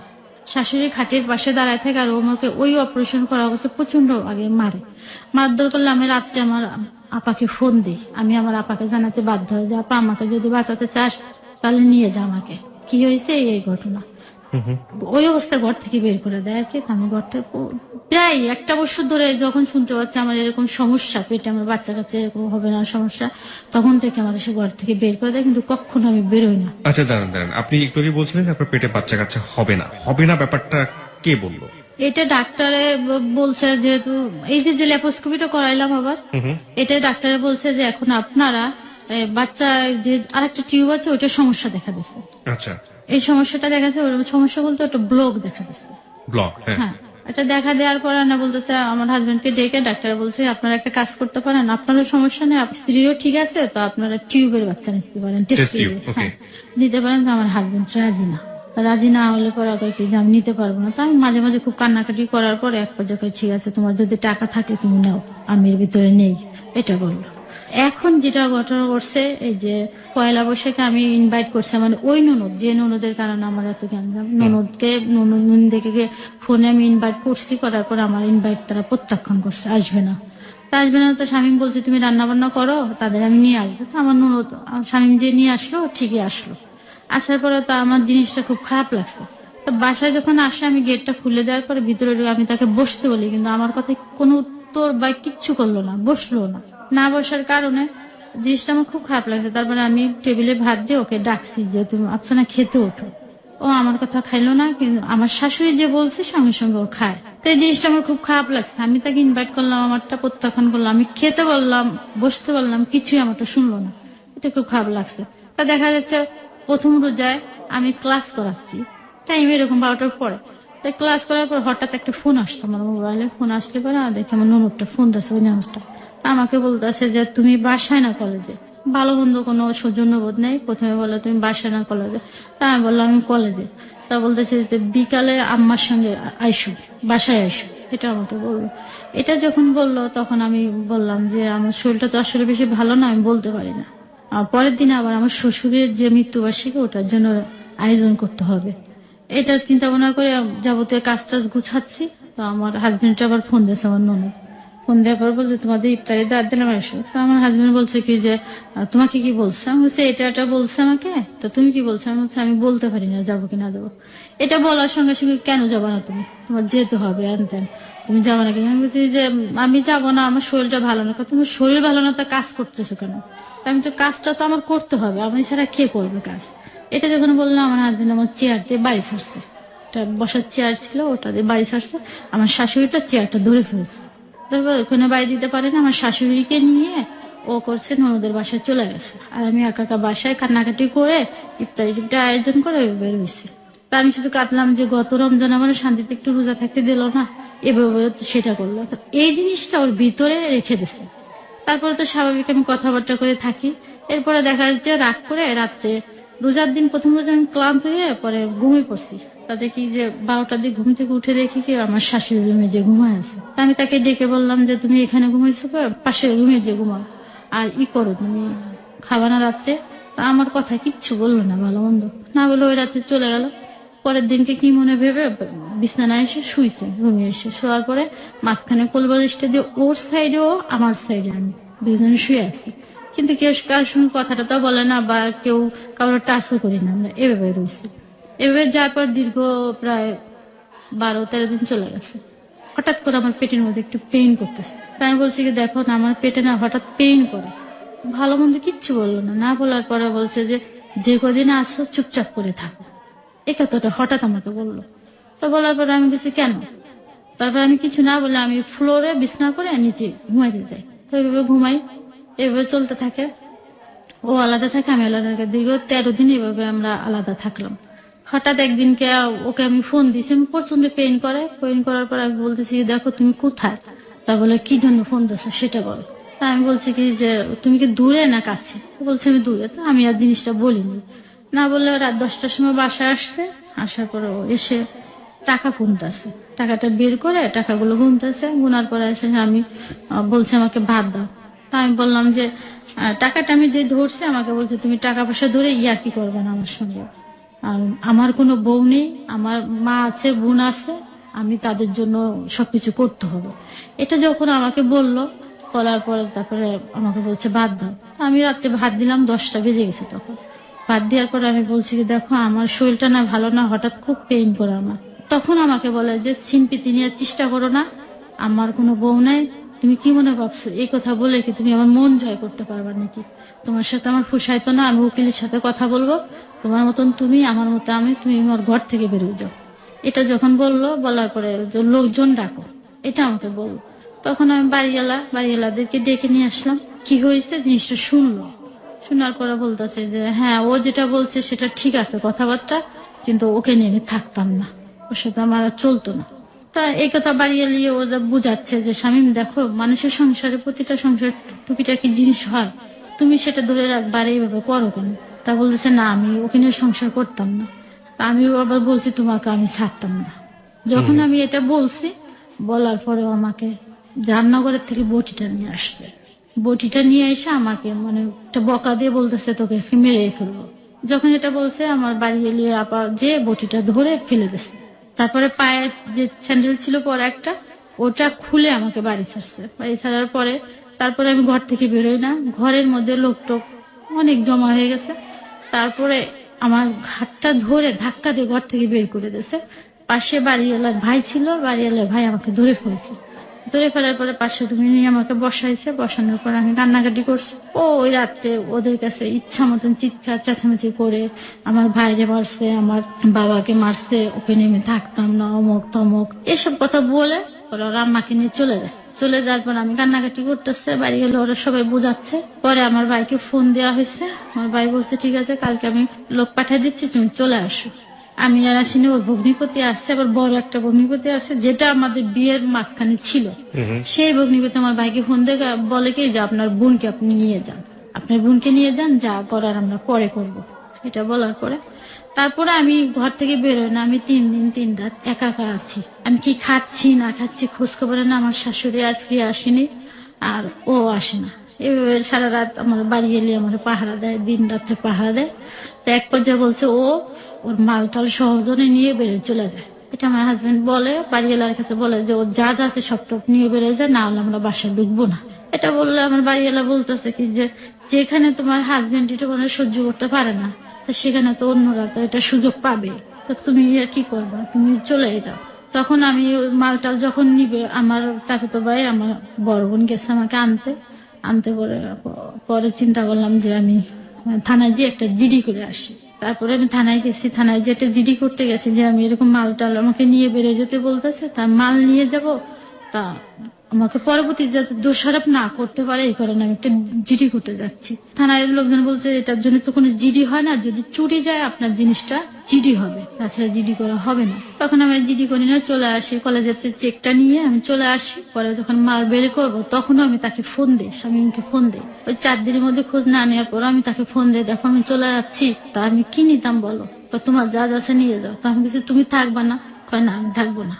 তখন ওই বোনের স্বামী, সে ছোট বোনের স্বামীকে পাঠায় দেয়। ওই এসে উঠানে বসে থাকার পরে তা বলতেছি যে আমি তাকে বললাম যে কি মাল নিতাম, তুমি সংসার করছো আর আমি করছো, আমরা দুজনে জানতাম, আর কেউ জানে নাকি, তো ওকে পাঠাইছো কেন? ও এসে তো ভিতরেও দেখে না, বাইরে এসে বসে আছে। তখন আমার ননদ না এক পর্যায়ে আমার পরে আর কি ক্ষিপ্ত হয়ে চলে আসে। ক্ষেপে চলে আসার পরে আমি একটা তখন দিতে বাধ্য হয়ে একটা বকা দিই আর কি তাকে। পরে ও আমার হাজবেন্ড ননদ বলে কি যে ওকে কেটে পিস পিস করে কেটে রেখে দেবো, আমাকে বলে। বাড়ি এলে ওরা ক্ষিপ্ত হয়ে ওরা বলে কি যে এত বড় সাহস আমার বাড়িতে এসে সিনকেট করে। এটা বলার পর চলে যায়। পরে আমি ঢাকায় চলে আসি। এই পর্যন্ত আমার এখন পর্যন্ত কোনো খোঁজ খবর নেয়নি। কত সালে আপনি ঢাকায় চলে আসলেন বা কতদিন আগে চলে এসেছেন? এটা চলে আসছি জুলাইয়ের 24 তারিখে সমস্যাটা সৃষ্টি, আর জুলাইয়ের 27 তারিখে চলে আসছি। এই তো কিছুদিন আগে, তাই তো? হ্যাঁ। আমার কিছু কোশ্চেন আছে। প্রথম কোশ্চেনটা হচ্ছে আপনি কলেজের জবটা কি করেছেন, ছেড়েছেন না? কলেজের জবটা পরে ওরা কলেজ থেকে আমাকে ফোন দেয়, যেহেতু বন্ধু ছিল। আপনি ছেড়েছেন না কোনো কারণে? কেন ছেড়েছেন? ছেড়েছি যেখানে মৌলভীবাজার থাকার আমার জায়গা নেই, একা একা একটা মেয়ের পক্ষে থাকার সমস্যা সম্ভব না। আপনার আরো দুটো জব ছিল, সেগুলো আপনি আপনার ফ্যামিলি মেইনটেইন করতে গিয়ে সেগুলো আপনি ছেড়ে দিয়েছেন। হ্যাঁ। এখন আপনার বয়স 33, যেটা আপনি অনুষ্ঠানের শুরুতে বলছিলেন। রাইট নাও আপনার প্রকৃতি প্রদত্ত যে সন্তান ধারণ ক্ষমতা, সেটাও অনেকখানি বলতে পারি যে 95% হচ্ছে রিস্কে চলে গিয়েছে, এবং বাকি 5% উপরওয়ালা যদি চাই তাহলেই সম্ভব, নইলে সম্ভব না। আর এখন আপনার জায়গাটা থেকে আপনি কি করতে চাচ্ছেন? আপনার হাজবেন্ড কি চাচ্ছে? আপনার হাজবেন্ড চাচ্ছে সেকেন্ড ম্যারি করতে, মানে দ্বিতীয় বিয়ে করতে। সে তো আমাকে সবসময় বলছে এটা। সে আমার যখন জানতে পারছে যে আমার বাচ্চা কাচ্চা হওয়া একটা রিস্ক, তখন থেকে আমাকে প্রায় এসে বলছে দেখো সবাই আমাকে বলে যে তুমি আর কবে বাচ্চা হতো স্বামী, তোমার তো বয়স বেড়ে যাচ্ছে, আর বাচ্চা কাচ্চা কবে হতো। তখন এইগুলো এসে শেয়ার করতো। শেয়ার করার পর আমি বলতো যে আমি বিয়ে শাদী করবো। আমি বলছি ঠিক আছে তুমি বিয়ে করো, আমার কোনো আপত্তি নাই, আমি তো আমি চাকরি নিয়ে থাকবো। ওই বলতো যে আমি তাকে নিয়ে বাসায় রেখে দেবো আর বাড়িতে রেখে দেবো, তুমি বাসায় থাকলা। আমি ঠিক আছে, তোমার যে সন্তান হয় আমি তাদের লালন পালনের ভারও নিব, আমি যতটুকুন পারি আমার সাধ্য মতো আমি চেষ্টা করব তাদের লালন পালন করার জন্য। তার মানে আপনি রাজি আছেন আপনার হাজবেন্ডের দ্বিতীয় বিয়ের ব্যাপারে? হ্যাঁ, যেহেতু তার বংশ রক্ষার দরকার, ও একা, এটার জন্য আমি রাজি ছিলাম। তারপরে আমি যেহেতু পছন্দ করে বিয়ে করছি, আর আমি তাকে এখন পর্যন্ত একটা দিনের জন্য বলতে পারি না। আপনার উপর এত অত্যাচার হলো, আপনার উপর এত নির্যাতন হলো, পারিবারিক ভাবে নির্যাতন হলো, সবকিছু হলো, আপনার ক্যারিয়ার স্ম্যাশ হয়ে গেল, আপনার সবকিছু একেবারে অসহায় নিদারুণ একটা পরিস্থিতির মধ্যে বর্তমান রয়েছে, তারপরও আপনি তাকে ভালোবাসছেন, ভুলতে পারেন না, এটা কি? সে আমাকে বারবার বলে ফোন করো না, আমি তারপরে তাকে ফোন দিই। ইভেন কি আমার ফ্যামিলিও নিষেধ করে তুমি ফোন দিও না, আমি কাউকে না যে লুকিয়ে লুকিয়ে ফোন দিয়ে থাকে, রিসিভ করে না। 15-16 বাইরে দেওয়ার পর, কল দেওয়ার পর হয়তো রিসিভ করে। দেখুন, ও যদি আপনাকে না চায়, কোনো না কোনো ভাবেই যদি না চায়, একটা হতে পারে যে আপনি নারী নির্যাতনের জায়গাটা থেকে আপনি একটা ওর এগেইনস্ট একটা মামলা করতে পারেন, সেটা আপনি করবেন না কারণ আপনি ওকে চরম ভালোবাসেন। 1, 2 নাম্বার এটা হচ্ছে যে ওর জায়গাটা থেকে ও প্রচন্ড রকম আনহ্যাপি আপনাকে নিয়ে, সেটা ও স্পষ্টভাবে বুঝিয়ে দিয়েছে। 3 নাম্বার যেটা, সেটা হচ্ছে আপনিও কি কখনো হ্যাপি হতে পারবেন যদি ও সেকেন্ড ম্যারিটা করে এবং ওর আরেকটা বেবি হয়? আপনার দিকে ও ভুলেও তাকাবে বা তাকানোর আদৌ প্রয়োজন আছে কি তখন? না, এখন আমি চিন্তা করি আমি তো একটা মেয়ে মানুষ, আমি চাই না আমার জীবন একটা কলঙ্ক আসুক। এটা হচ্ছে আমার। আপনার জীবনে কলঙ্ক আসুক মানে হচ্ছে আপনি যেটা মিন করছেন যে আপনার হাজবেন্ড যদি আপনাকে ডিভোর্স দিয়ে দেয় বা আপনি যদি ডিভোর্স দিয়ে দেন, তাহলে আপনার জন্য একটা লেভেল হয়ে যাবে, সেটা হচ্ছে যে আপনি ডিভোর্সি, তাই তো?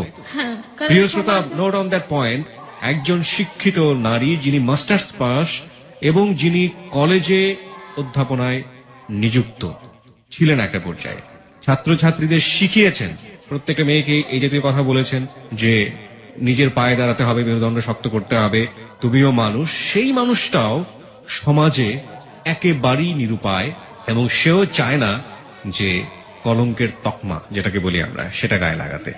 This is the hard reality, this is life. আমরা এটাই বলতে চেয়েছি আজকের হ্যালো 8920-তে। আপনি যে ছোট ছোট ঘটনা শুনলেন, যে ঘরের মধ্যে মারামারি হচ্ছে, ঘরের মধ্যে চিল্লাচিল্লি হচ্ছে, ঘর হাজবেন্ড মারছে, ও শাশুড়ির এগেনিস্টে এই ধরনের কথা বলছে, ননদের এগেনিস্টে এসব কথা বলতে বলছে, এইগুলা চিরন্তন বাংলার আবহমান কাহিনী।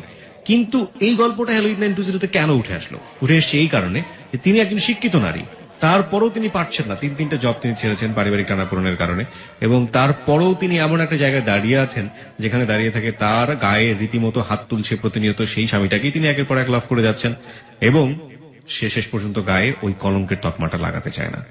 আমি আপনাকে একদম ফুললি একটা কথা বলি, আপনাকে আমাদের লিসনাররা কি বলবে না বলবে সেটা তাদের উপরে আমি ছেড়ে দিলাম। আপনার কি মনে হয় যে আপনি নিজের প্রতি অবিচার করছেন? এটা তো আমি প্রতিনিয়ত করি। দেখা যাচ্ছে আমি ঠিক মতো খাই না, আমার খেতে ইচ্ছে করে না, আমি খেতে বসলে ভাতটা মাখিয়ে ফেলে দিই, আমি ঘুমাইতে পারি না, তখন আর সহ্য করতে পারি না, আমি ঘুমের ওষুধ খেয়ে খেয়ে ঘুমাই। এখন আমি একটা রাতও ঘুমাইতে পারি না। আমি বারে বারে ফোন দিতে নিষেধ করে, আমি তারপরে মেসেজ দিই, মেসেজের কোনো উত্তর দেয় না। শুধু একটা মাত্র মেসেজ আমাকে উত্তর দিয়েছে, এটা আমার মোবাইলে এখন রেখে দিয়েছি। তো আপনি কেন এটা করছেন? যে মানুষটা আপনাকে চায় না সেই মানুষের পেছনে আপনি কেন লেগে আছেন? এটার জন্য আমি আসলে জীবন ওকে ভুলতে পারবো না। আর আমি যে ওকে কত ভালোবাসি এটা আমি কাউকে বুঝাইতে পারি না, আমার ফ্যামিলিও বুঝে না। আমার ভিতরে যে কষ্টটা আমি কারোর সাথে বুঝাইতে পারি না, কারোর শেয়ার করতে পারি না। আমার সত্যি কিছু বলার নেই। আমি মনে করি যেটা, যে আপনি আপনার জায়গা থেকে সম্পূর্ণরূপে ভুল একটা জায়গায় দাঁড়িয়ে আছেন এবং দিস ইজ টোটালি রং। আপনি আপনার ইমোশনের বাইরে যদি জীবনটাকে দেখতে না পারেন, তাহলে এই জীবনে কষ্ট ছাড়া সামনে আর কিছুই নেই। আমার কাছে একদমই সিম্পলি, আমি আপনার বয়সে অনেক ছোট হবো, তারপরেও আমি আমার জায়গা থেকে যতটা বুঝি সেটা হচ্ছে আপনি যে ইমোশন দিয়ে চলছেন সেই ইমোশন আপনাকে সারাটা জীবনে কষ্ট দেবে এবং এটা আপনার লাইফটাকে যতটা ধ্বংস করেছে সামনে আরো ততটা ধ্বংস করবে। এখন আমি তাকে মাঝে মাঝে ফোন দিলে আমার বলো তুমি ফোন দিও না, ফোন দিয়ে আমার। আপনি এই প্রসঙ্গটা থেকে বেরিয়ে হন, ফোনের প্রসঙ্গ থেকে বেরিয়ে হওয়া জরুরি। বিকজ দেখুন, সে তো বুঝিয়ে দিয়েছে যে আপনাকে বাড়ি থেকে বের করে দিয়েছে, গায়ে হাত তুলেছে, কি না করে। এখন শেষ পর্যন্ত যেটা কথা হয়েছে, আমি তোকে বলছি যে ঠিক আছে তুমি তো আমাকে ছেড়ে দিবা, তো তুমি আমার সঙ্গে ছেড়ে দেওয়ার আগে একবার দেখা করো। তো তুমি যদি আমাকে ছাড়ো, তাহলে তুমি যদি আমার কাছ থেকে মুক্তি চাও, তাহলে তোমাকে আমি নিঃস্বার্থভাবে মুক্তি দেবো। শুধু এটা বলছি যে তুমি আমার সাথে একবার দেখা করো। তো ভাবছি যে দেখা করলে হয়তো মনটা নরম হতে পারে, এর লেগে বলছি। কেন আপনি তাকে মন নরম করার চেষ্টা করছেন? মন নরম করে আপনার 3 দিন পরে মনটা কি গরম হয়ে যাবে, তখন আপনি কি করবেন? ও দেখা যাচ্ছে যে ও দেখা করতে চায় না, ও আমাকে উকিলের সাথে আলাপ করছে ওইখানে মৌলভীবাজার। আমাকে গত 2 তারিখে আমি ফোন দিচ্ছি। আপনাদের সংসার কত বছরের? 5 বছর 6 মাস। 5 বছর 6 মাসের সংসার। 5 বছর 6 মাসেও কি আপনি বুঝতে পারেননি দিস ইজ নট পসিবল? আসলে ওদের আমি তো এটা আগে জানতাম না। ওদের এখানে একটা সমস্যা আছে, রেওয়াজ আছে যে শ্বশুর বাড়ির জিনিস নিয়ে মানুষ বড় হওয়ার স্বপ্ন। ওইটা আমাকে মাঝে মাঝে বলতো যে দেখো আমি মানুষ শ্বশুর বাড়ির জিনিস নিয়ে বড় হয়, আমিও তো ভাবলাম, তো আমার জীবনে কিছুই হলো না।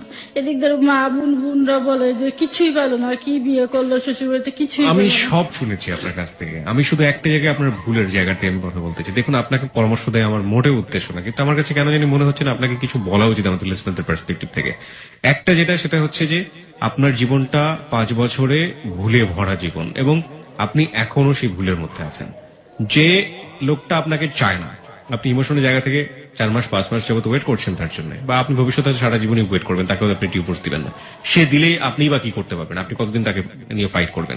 না, সে দেওয়ার মতন তার ও যে একটা ইয়ে আছে যে খাবিনের যে টাকাটা দিতে হয়, দেনমোহনের যে টাকাটা, সেটা দেওয়ার অ্যাবিলিটি তার নাই। যার কারণে সে আমাকে বলছে যে তুমি যদি আমাকে ছেড়ে দাও আমার জন্য ভালো হয়। সে আমাকে এখন ওইটা বলতেছে। আমি যতদূর জানি যে আপনি যদি ছেড়ে দেন তাহলেও তাকে সে টাকা দিতে হবে। আমি দেবে না সে, সেটা বলছে। আমি কিছু ঠিক আছে, তোমার বিন্দুমাত্র টাকার দরকার না, আমি তো 5 বছরে বিয়ের 1 মাস পরের থেকে যাই করে তোমার সংসারে আমি দিচ্ছি। এমন তা না যে আমি অন্য কিছু করছি, তোমার অনুমতি ছাড়া আমি একটা কিছুই করি নাই। আপনি সবকিছু বাদ দিয়ে এখন একটা চিন্তা করতে পারেন যে এই লোকটা আপনার জীবনে নেই, কেউ আপনার জীবনে নেই, আপনি কোথায় দাঁড়াবেন? এখন আমি এটা আসলে চিন্তা করতে কখনোই পারি না যে ও যে আমার জীবনে থাকবে না। কারণ আমি একটা জিনিস চিন্তা করি, আমি কি পেলাম? সন্তান পাইলাম না, সংসার, আমি কোনোটাই তো পেলাম না। আপনার জীবনে সবচেয়ে বড় ভুলটা হচ্ছে আপনি ওকে ছাড়া চিন্তা করতে পারেন না। আমি একদম খুব রূঢ়ভাবে বললাম। এবং আপনার জীবনে তার চেয়েও বড় ভুল হচ্ছে, যেটা আমাদের প্রিয় শ্রোতাদের উদ্দেশ্যে বলতে চাই, যখন কিছুই থাকে না, না থাকে বন্ধু, না থাকে স্বামী, না থাকে স্ত্রী, কিচ্ছু থাকে না, তখন নিজে চলার জন্য অর্থের দরকার হয়, নিজে চলার জন্য, নিজের সামনের দিকে যাওয়ার জন্য ক্যারিয়ারের দরকার হয়। এবং সেটাকে যারা এই সব ঘটনার মধ্য দিয়ে স্ম্যাশ করে দেন এবং নিজের ক্যারিয়ারকে পায়ের নিচে ফেলে ধুলোয় মিশিয়ে দেন, তারা অনেক বড় বোকা। এবং সেই বোকার শাস্তিটা কি, সেটা যখন সময় হয় তখন তারা বোঝেন, যেমনটা খুব শীঘ্রই বুঝতে চলেছেন আমাদের আজকের অতিথি। আমি আপনাকে কোনো রিকোয়েস্টই করব না, আমি শুধু একটা কথা আপনাকে বলতে চাই, আপনি প্লিজ হার্ড রিয়েলিটি যেটা, সেটাকে ফেস করে আপনার যতটুকু সামর্থ্য আছে আপনি খুব রিসেন্টলি ট্রাই করেন আপনি একটা ক্যারিয়ারে, আপনি একটা ভালো জবে চলে যেতে। দেখি, আমি অনেক চেষ্টা করতেছি, আসলে ভালো একটা জব পাচ্ছি না। আর উপরওয়ালার কাছে দোয়া করেন। আপনার ভিতরে কিন্তু একটা কথা আছে না যে miracle is possible, okay? So আপনি কিন্তু এরকম হননি যে আপনার দ্বারা কখনোই বেবি হওয়া সম্ভব না। ডাক্তার তো বলেছে টেস্ট টিউব বেবি আপনি নিতে পারবেন। সুতরাং একটা ওয়ে নিশ্চয়ই আছে। আপনি অপেক্ষা করেন এবং সৃষ্টিকর্তার ওপর মন সঁপে দিয়ে অপেক্ষা করেন, এবং ভবিষ্যতে নিশ্চয়ই ভালো কিছু আসবে আপনার জন্য। তবে হ্যাঁ, যে মানুষটিকে আপনি ভালোবাসতে পারেন, যে মানুষটিকে ছাড়া আপনি চিন্তা করতে পারেন না, সেই মানুষটির কাছ থেকে আপনার স্পেস নেওয়াটা খুবই জরুরি। তার মানে এই না যে আপনার তাকে বাদ দিয়ে আপনি অন্য কারো কাছে যাবেন, আপনি বরং স্পেস নিন। হ্যাঁ, তার জন্য দোয়া করুন সে ভালো থাকুক। আমি ঠিক জানি না আপনি এটা করতে পারবেন কিনা, নইলে আপনি আমি তাকে বলছি যে তোমার জন্য আমি দোয়া সর্বসময় করি, নামাজ পড়েও করি, যে তুমি ভালো থাকো, কিন্তু আমি একটা জিনিস করতে পারবো না, সেটা হলো জীবনে তোমাকে আমি ক্ষমা করতে পারবো না। এটা বলে দিচ্ছি তাকে। এই জায়গাটা থেকে আমরা শেষ করতে চাই আজকের এই হ্যালো ইট 920 আমাদের অতিথির পর্ব। প্রিয় শ্রোতা, আমরা শুধু একটা কথাই বলতে চেয়েছি যে এই যে নারীকে আজকে আমরা এখানে উপস্থাপন করেছিলাম, সে নারী কিন্তু শিক্ষিত। সে নারী শুধুমাত্র শিক্ষিত না, সে নারী একজন শিক্ষক।